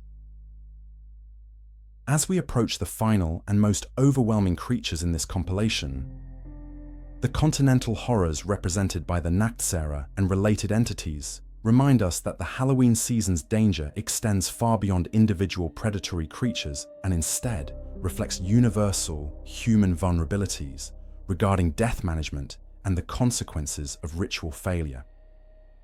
On Samhain night, when these creatures emerge alongside the specifically Celtic beings of Celtic tradition, the full scope of the otherworld's activity becomes apparent. An entire continent unified by shared understanding of what emerges when boundaries grow thin and the dead refuse to remain properly settled in their graves. We have descended through the layers of supernatural threat, encountered creatures that embody deception, predation, corruption, and the failure of human defensive systems. Yet we arrive now at a being that transcends all previous categories and represents something approaching death itself, made manifest in physical form. The Dullahan stands as the absolute apex of danger within Celtic tradition, a creature so fundamentally aligned with mortality and so utterly divorced from human morality or comprehension that its appearance does not announce death. Its appearance literally constitutes death rendered visible. This being is not a harbinger like the bodach that merely observes, not a herald like the Banshee that announces the inevitable, not a predator that hunts and consumes, but rather the active embodiment of death itself, the physical manifestation of the force that terminates existence and renders all human striving and resistance completely meaningless. The Dullahan carries no philosophy, possesses no mercy, and operates according to a principle so fundamental that it transcends concepts of malevolence or predatory intent. The creature simply is, and its being constitutes the absolute and final negation of life. The traditional descriptions of the Dullahan present a figure of such striking horror that accounts across centuries maintain remarkable consistency despite the inevitable variations that emerge through folklore transmission. The creature manifests as a headless figure, typically depicted as a large man of imposing stature riding upon a black horse. But the defining characteristic is the literal absence of a head upon the body, where a head should be. The Dullahan carries its own head, described as being of a pale, almost corpse-like coloration, sometimes compared to the colour and texture of old cheese, or to stone drained of all vitality. The skull is depicted as retained in the Dullahan's hand, or carried at the saddle, and from this severed head emanates the creature's sight and consciousness. Most significantly, the skull produces a light, typically described as sickly green or pale white in coloration, and this light serves as the Dullahan's vision. The creature does not require eyes to perceive, but rather sees through the luminescence of its own skull, looking out at the world through the illumination it generates from its own death. What made the Dullahan absolutely distinct from all other creatures we have encountered was the complete absence of any possible defense or protective measure that could prevent its manifestation or alter its function once it appeared, unlike the Banshee, whose keen announced death but did not accelerate it, unlike predatory creatures that could be avoided through specific actions or defended against through iron or ritual. The Dullahan represented a principle so fundamental that protective systems that worked against all other supernatural entities simply ceased to function when confronted with this creature. Iron, that most potent defense against otherworldly beings, held no power whatsoever against the Dullahan. The creature moved through even the most heavily iron-fortified spaces with complete indifference, as if the metal possessed no more obstacle value than empty air. Sacred words and prayers seemed to pass unheard, as if the Dullahan existed in a state of deafness to all attempts at spiritual intervention or containment.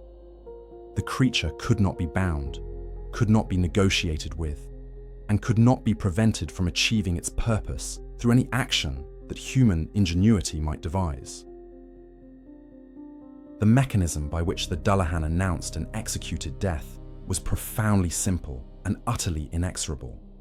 The creature would appear at the threshold of a dwelling or at a location where the target of its manifestation awaited, and it would call out the name of the individual whose death had been decided. According to tradition, once the Dullahan had spoken an individual's name and claimed them as its charge, that individual's death was not merely inevitable, but instantaneous or imminent. Resistance was not merely futile, but literally impossible. Some accounts describe the Dullahan employing its own skull as a weapon, using the severed head as a projectile or striking instrument that caused immediate death upon contact. Other accounts suggest that the mere presence of the Dullahan in proximity to its intended victim was sufficient to precipitate death, as if the creature's existence created a field of absolute negation that human biology could not withstand or survive. What remained consistent across all accounts was the principle of absolute certainty. Once the Dullahan had manifested and claimed an individual, that person's time in the mortal world had concluded completely and irrevocably. On Samhain night specifically, the appearance of the Dullahan represented the absolute nadir of human security and the complete collapse of all protective systems and defensive measures that normally maintained the boundary between safety and supernatural threat. Historical accounts describe instances where the Dullahan emerged on this particular night to claim multiple victims simultaneously, as if the weakening of the veil between worlds expanded the creature's capacity to operate and permitted it to manifest across broader territories with greater frequency than was typical during the rest of the year. Communities that reported Dullahan manifestations on Samhain nights described experiences of absolute terror and complete helplessness. The creature appeared indifferent to all attempts at resistance, moved through all obstacles with casual ease, and executed its function of claiming and removing souls with mechanical precision that brooked no negotiation or appeal. The cultural and mythological significance of the Dullahan related directly to Celtic understanding of death as something that transcended human categories entirely, and that represented an absolute principle rather than a phenomenon that could be influenced or altered through human action. The creature represented the ultimate negation of human agency, the complete and final demonstration that survival was not a matter of intelligence, strength, caution, or adherence to protective systems, but rather something entirely outside human control.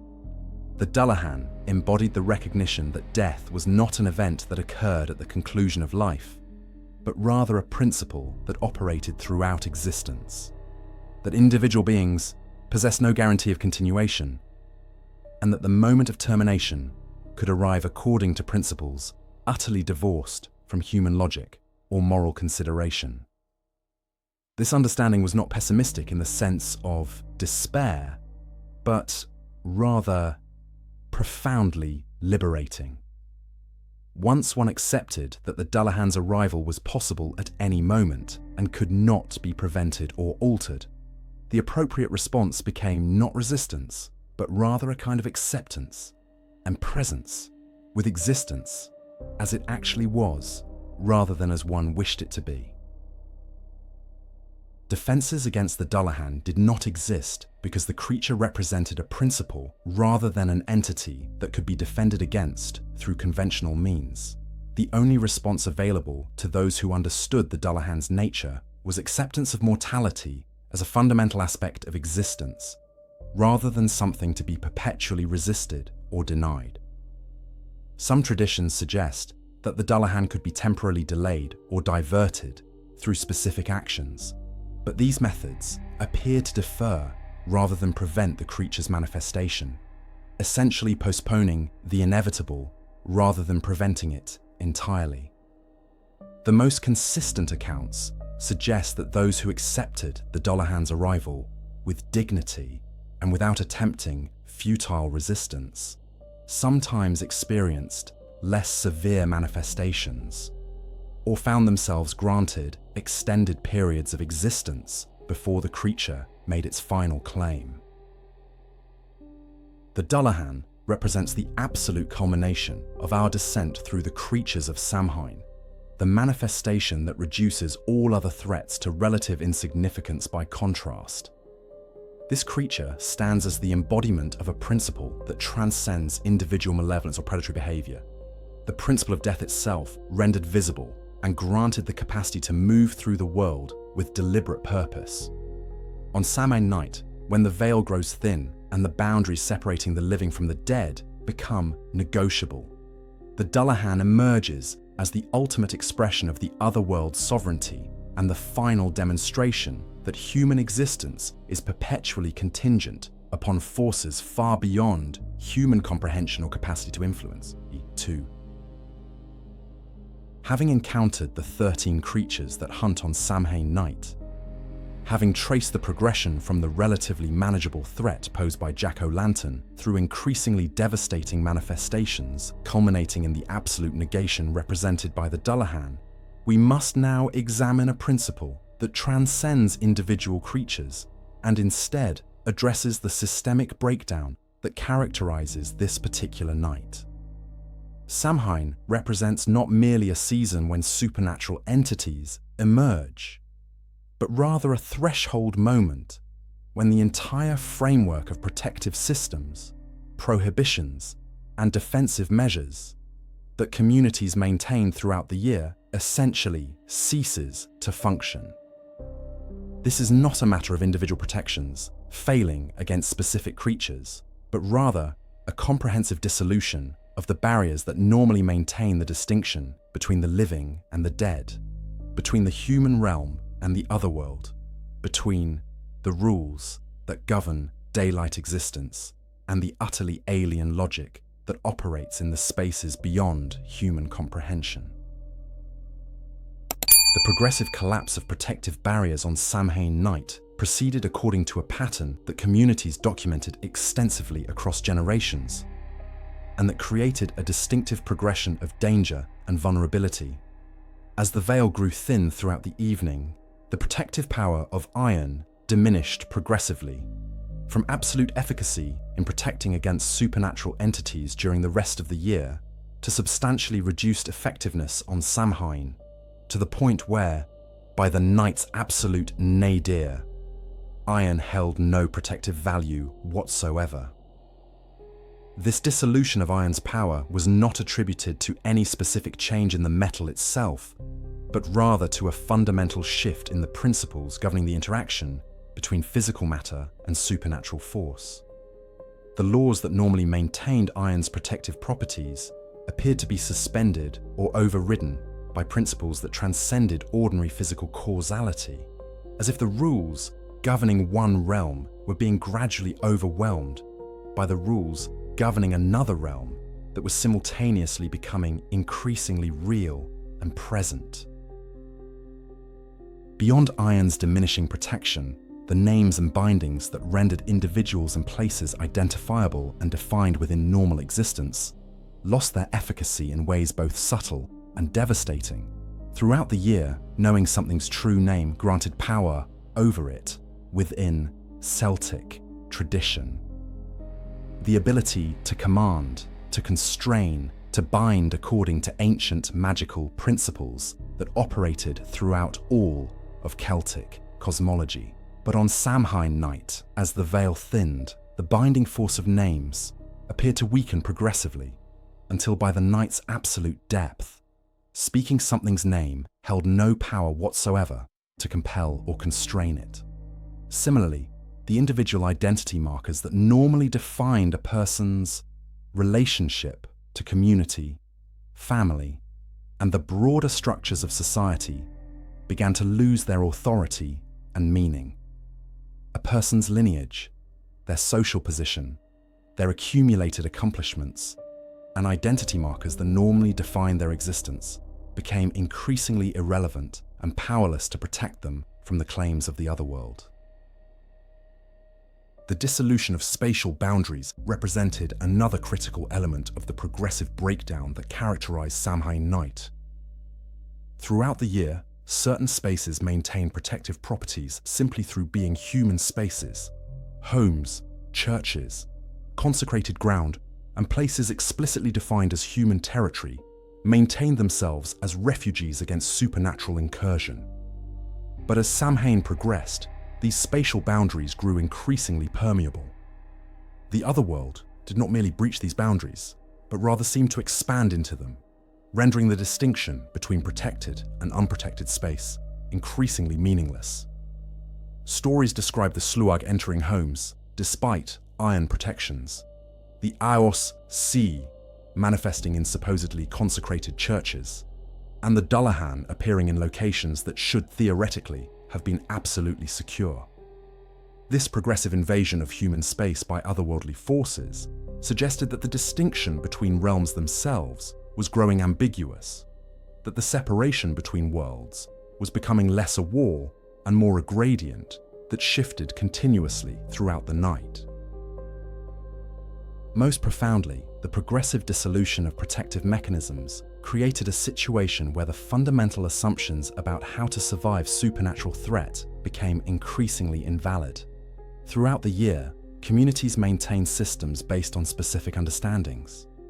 Iron protects, sacred words hold power, proper naming constrains, family lineage provides protection, spatial boundaries separate safety from danger.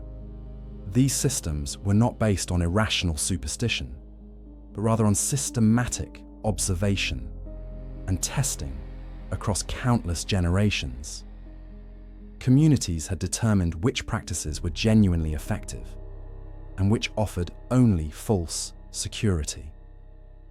Yet on Samhain night, as these protective systems failed progressively, communities were forced to confront an absolutely daunting possibility: that the systems which had protected them throughout the year might offer nothing but false comfort on the night when protection mattered most, and that survival on this particular evening required a completely different approach from the defensive strategies that served during the rest of the year. What made this progressive dissolution of protective barriers absolutely terrifying was the recognition that no endpoint existed where the breakdown stopped and a new equilibrium was established. The veil did not thin to a certain degree and then stabilize. Instead, it continued growing progressively more permeable throughout the night, with each hour potentially bringing greater danger and more complete collapse of the protective systems that communities relied upon. This created a mounting sense of dread and urgency throughout Samhain evening, as communities understood that their security was progressively failing and would continue to fail with greater severity as darkness deepened. Some historical accounts describe communities essentially retreating into their most fortified spaces as Samhain night progressed, abandoning peripheral protections as those failed and consolidating around locations where layers of protection remain most intact. Though even these refugees were described as ultimately becoming vulnerable if the night continued sufficiently long.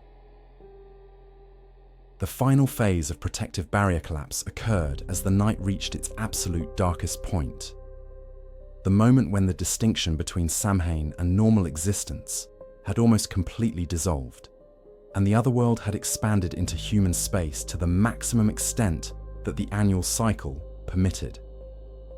At this point, communities understood that active resistance or further attempts to maintain barriers had become essentially pointless. Survival at this stage required not resistance, but rather a kind of acceptance and understanding. Recognition that the otherworld possessed sovereignty during this night, and that the appropriate response to overwhelming supernatural force was not futile defensive measures, but rather a kind of cautious peace or acknowledgement.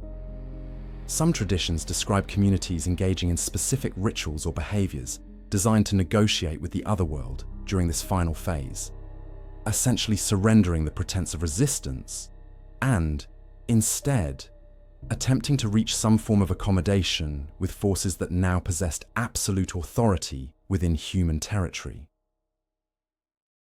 As communities moved through the night and understood progressively that each layer of protection was failing, their collective psychology transformed from defensive stance into something approaching resignation or even acceptance of the otherworld's temporary sovereignty. This was not despair in the modern sense, but rather a different relationship to the forces governing existence. An acknowledgement that human control over circumstances was illusory, that survival depended not on human cleverness or preparation, but rather on respecting boundaries and accepting limitations. On Samhain night, when all barriers had collapsed and the otherworld expanded completely into human space, communities understood that they existed not in their own realm, but rather as temporary guests in territory that ultimately belonged to the powers that emerged when the veil grew thin. We arrive at the conclusion of our descent through 13 creatures that hunt on Samhain night, having traced the progression from deception and trickery through increasingly devastating manifestations of otherworldly power, arriving finally at death itself rendered visible and absolute. Yet, this conclusion is not truly an ending, but rather a transformation, a recognition that the creatures we have examined and the season itself do not represent isolated phenomena bounded by history and folklore traditions, but rather continue to shape human consciousness in profound and often unacknowledged ways, even in the modern age.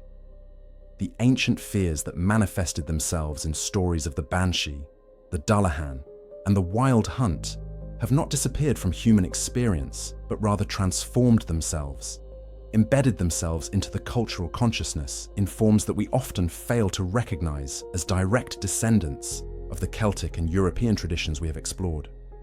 Samhain endures, the veil continues to thin, and the creatures that hunt during this season remain fundamentally present, even in cultures that have long abandoned the explicit belief systems that originally generated these stories. The persistence of Samhain in contemporary consciousness manifests itself in ways both obvious and deeply subtle, suggesting that the season carries significance that transcends mere historical artifact or cultural curiosity. The modern celebration of Halloween, stripped of much of its original spiritual significance and recontextualized as a secular festival of costumes and entertainment, nonetheless maintains recognizable elements of the ancient tradition, the emphasis on boundaries between worlds, the acknowledgement of death, the temporary inversion of normal social rules. Modern individuals may not consciously recognize their participation in ancient ritual patterns when they don costumes that transform their identity, when they tell stories of supernatural horror, when they temporarily inhabit personas that are not their normal selves. Yet these behaviors mirror precisely the protective and propitiatory practices through which ancient communities attempted to negotiate with the otherworld during the vulnerable season. The modern celebration of Halloween represents a diluted and secularized version of Samhain's original significance, yet the underlying patterns persist with remarkable consistency, suggesting that human consciousness contains deep structures that continue to recognize this season as somehow different, somehow marked by principles that do not apply during the rest of the year. More significantly, the creatures themselves continue to haunt contemporary culture in forms often so transformed that their ancient origins are not immediately recognizable. The vampire figure in modern horror fiction maintains fundamental characteristics directly descended from creatures like Abartach and the Nachsera, the preservation of individual consciousness in undead form, the violation of natural death processes, the hunger that transcends normal biological needs, and the particular virulence directed toward family members and intimate connections. The modern psychological concept of unfinished business or unresolved trauma echoes the ancient understanding that death failing to conclude spiritually resulted in spiritual instability and supernatural manifestation. The contemporary fascination with ghosts, apparitions, and spirits reflects unchanged. The ancient recognition that certain deaths or certain spiritual states created conditions where the dead could not rest, but instead returned to haunt the living. The terror of losing one's identity or being absorbed into collective consciousness that manifests in contemporary horror reflects ancient fears regarding the Sluagh and similar collective entities that captured individual souls into undifferentiated masses. The deeper significance of the Samhain season's persistence relates to its function as a mirror reflecting fundamental human vulnerabilities and existential anxieties that transcend specific historical or cultural contexts. The season emerges each year with inexorable regularity, marking the transition from abundance to scarcity, from light to darkness, from growth to decay.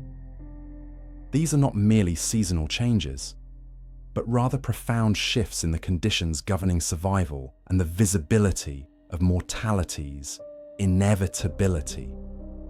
Modern humans, insulated from nature's cycles by technological systems and urban environments, nonetheless experience these transitions in their bodies and their consciousness, responding to seasonal change in ways that persist despite our conscious rejection of supernatural frameworks.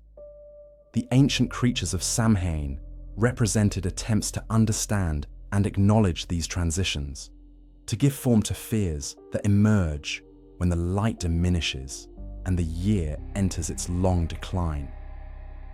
That we continue to tell these stories, that we continue to feel the particular quality of dread that emerges in autumn darkness, that we continue to celebrate this season despite, or perhaps because of, its association with death and endings, suggests that these myths continue to speak to something fundamental in human consciousness.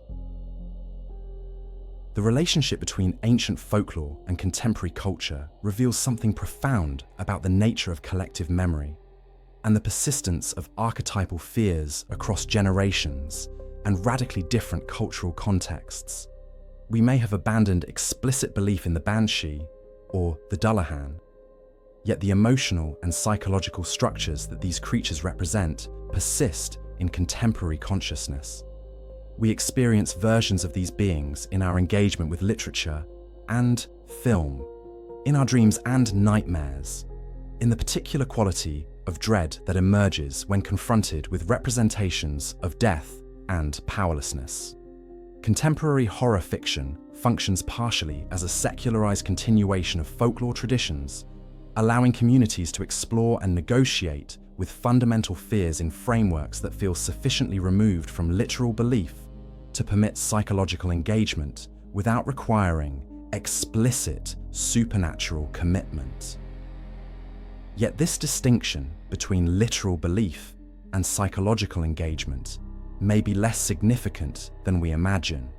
The emotions these stories generate are real, regardless of whether we believe in actual supernatural manifestation, and the psychological impacts of contemplating death, powerlessness, and the violation of natural boundaries remain profound regardless of the intellectual framework through which we approach them. The implications of this analysis suggest that the 13 creatures we have examined and the Samhain season that gives rise to them are not phenomena that have been superseded or overcome by modern knowledge and technology. Rather, they represent archetypal patterns that continue to shape human consciousness and that will likely persist as long as humans continue to live within bodies subject to death and within societies structured around seasons and cycles. The progression from creatures of deception through increasingly devastating manifestations, culminating in the absolute negation, represented by the Dullahan, reflects a journey through human existential anxieties that remains relevant across centuries and cultures. The recognition that our protective systems can fail, that our identities can be overwhelmed or dissolved, that our resistance to greater forces may ultimately be futile. These are not merely medieval superstitions, but rather insights into the human condition that contemporary philosophy and psychology have only recently begun to acknowledge and explore. As we contemplate the significance of this material and its relevance to contemporary consciousness, I want to invite you to join us in the ongoing exploration of these profound connections between ancient wisdom and modern experience. On Echoes of the Old World, our channel dedicated to examining how historical cultures have always interpreted the sacred, the horrifying, and everything in between, we continue to explore the ways that ancient traditions speak to contemporary human experience. These are not merely historical curiosities or entertainment, but rather expressions of wisdom accumulated across generations of human experience, confronting fundamental existential questions. The creatures and seasons we have explored together throughout this series represent humanity's systematic attempt to acknowledge and negotiate with forces that transcend individual control or comprehension, and that work remains perpetually relevant and perpetually challenging to engage with authentically. The veil between worlds thins again as each autumn returns. The creatures stir from their rest, and communities continue to tell the stories and maintain the traditions that connect us to the generations that preceded us and to the fundamental mysteries that define human existence. Whether we engage with these traditions through the lens of contemporary horror entertainment, through academic study of folklore, or through direct spiritual practice and belief, we participate in an unbroken continuity of human engagement with the sacred and the terrifying that stretches back through centuries. The Samhain season endures, the creatures continue to hunt, and the profound significance of this threshold moment remains as relevant now as it was to the Celtic peoples who first developed these traditions thousands of years ago. As you prepare for the return of autumn darkness, I encourage you to subscribe to Echoes of the Old World and join the ongoing community of those who recognize that understanding our past is essential to understanding ourselves, and that the wisdom embedded in these ancient traditions continues to illuminate the fundamental truths about human existence that no amount of technological progress can render obsolete.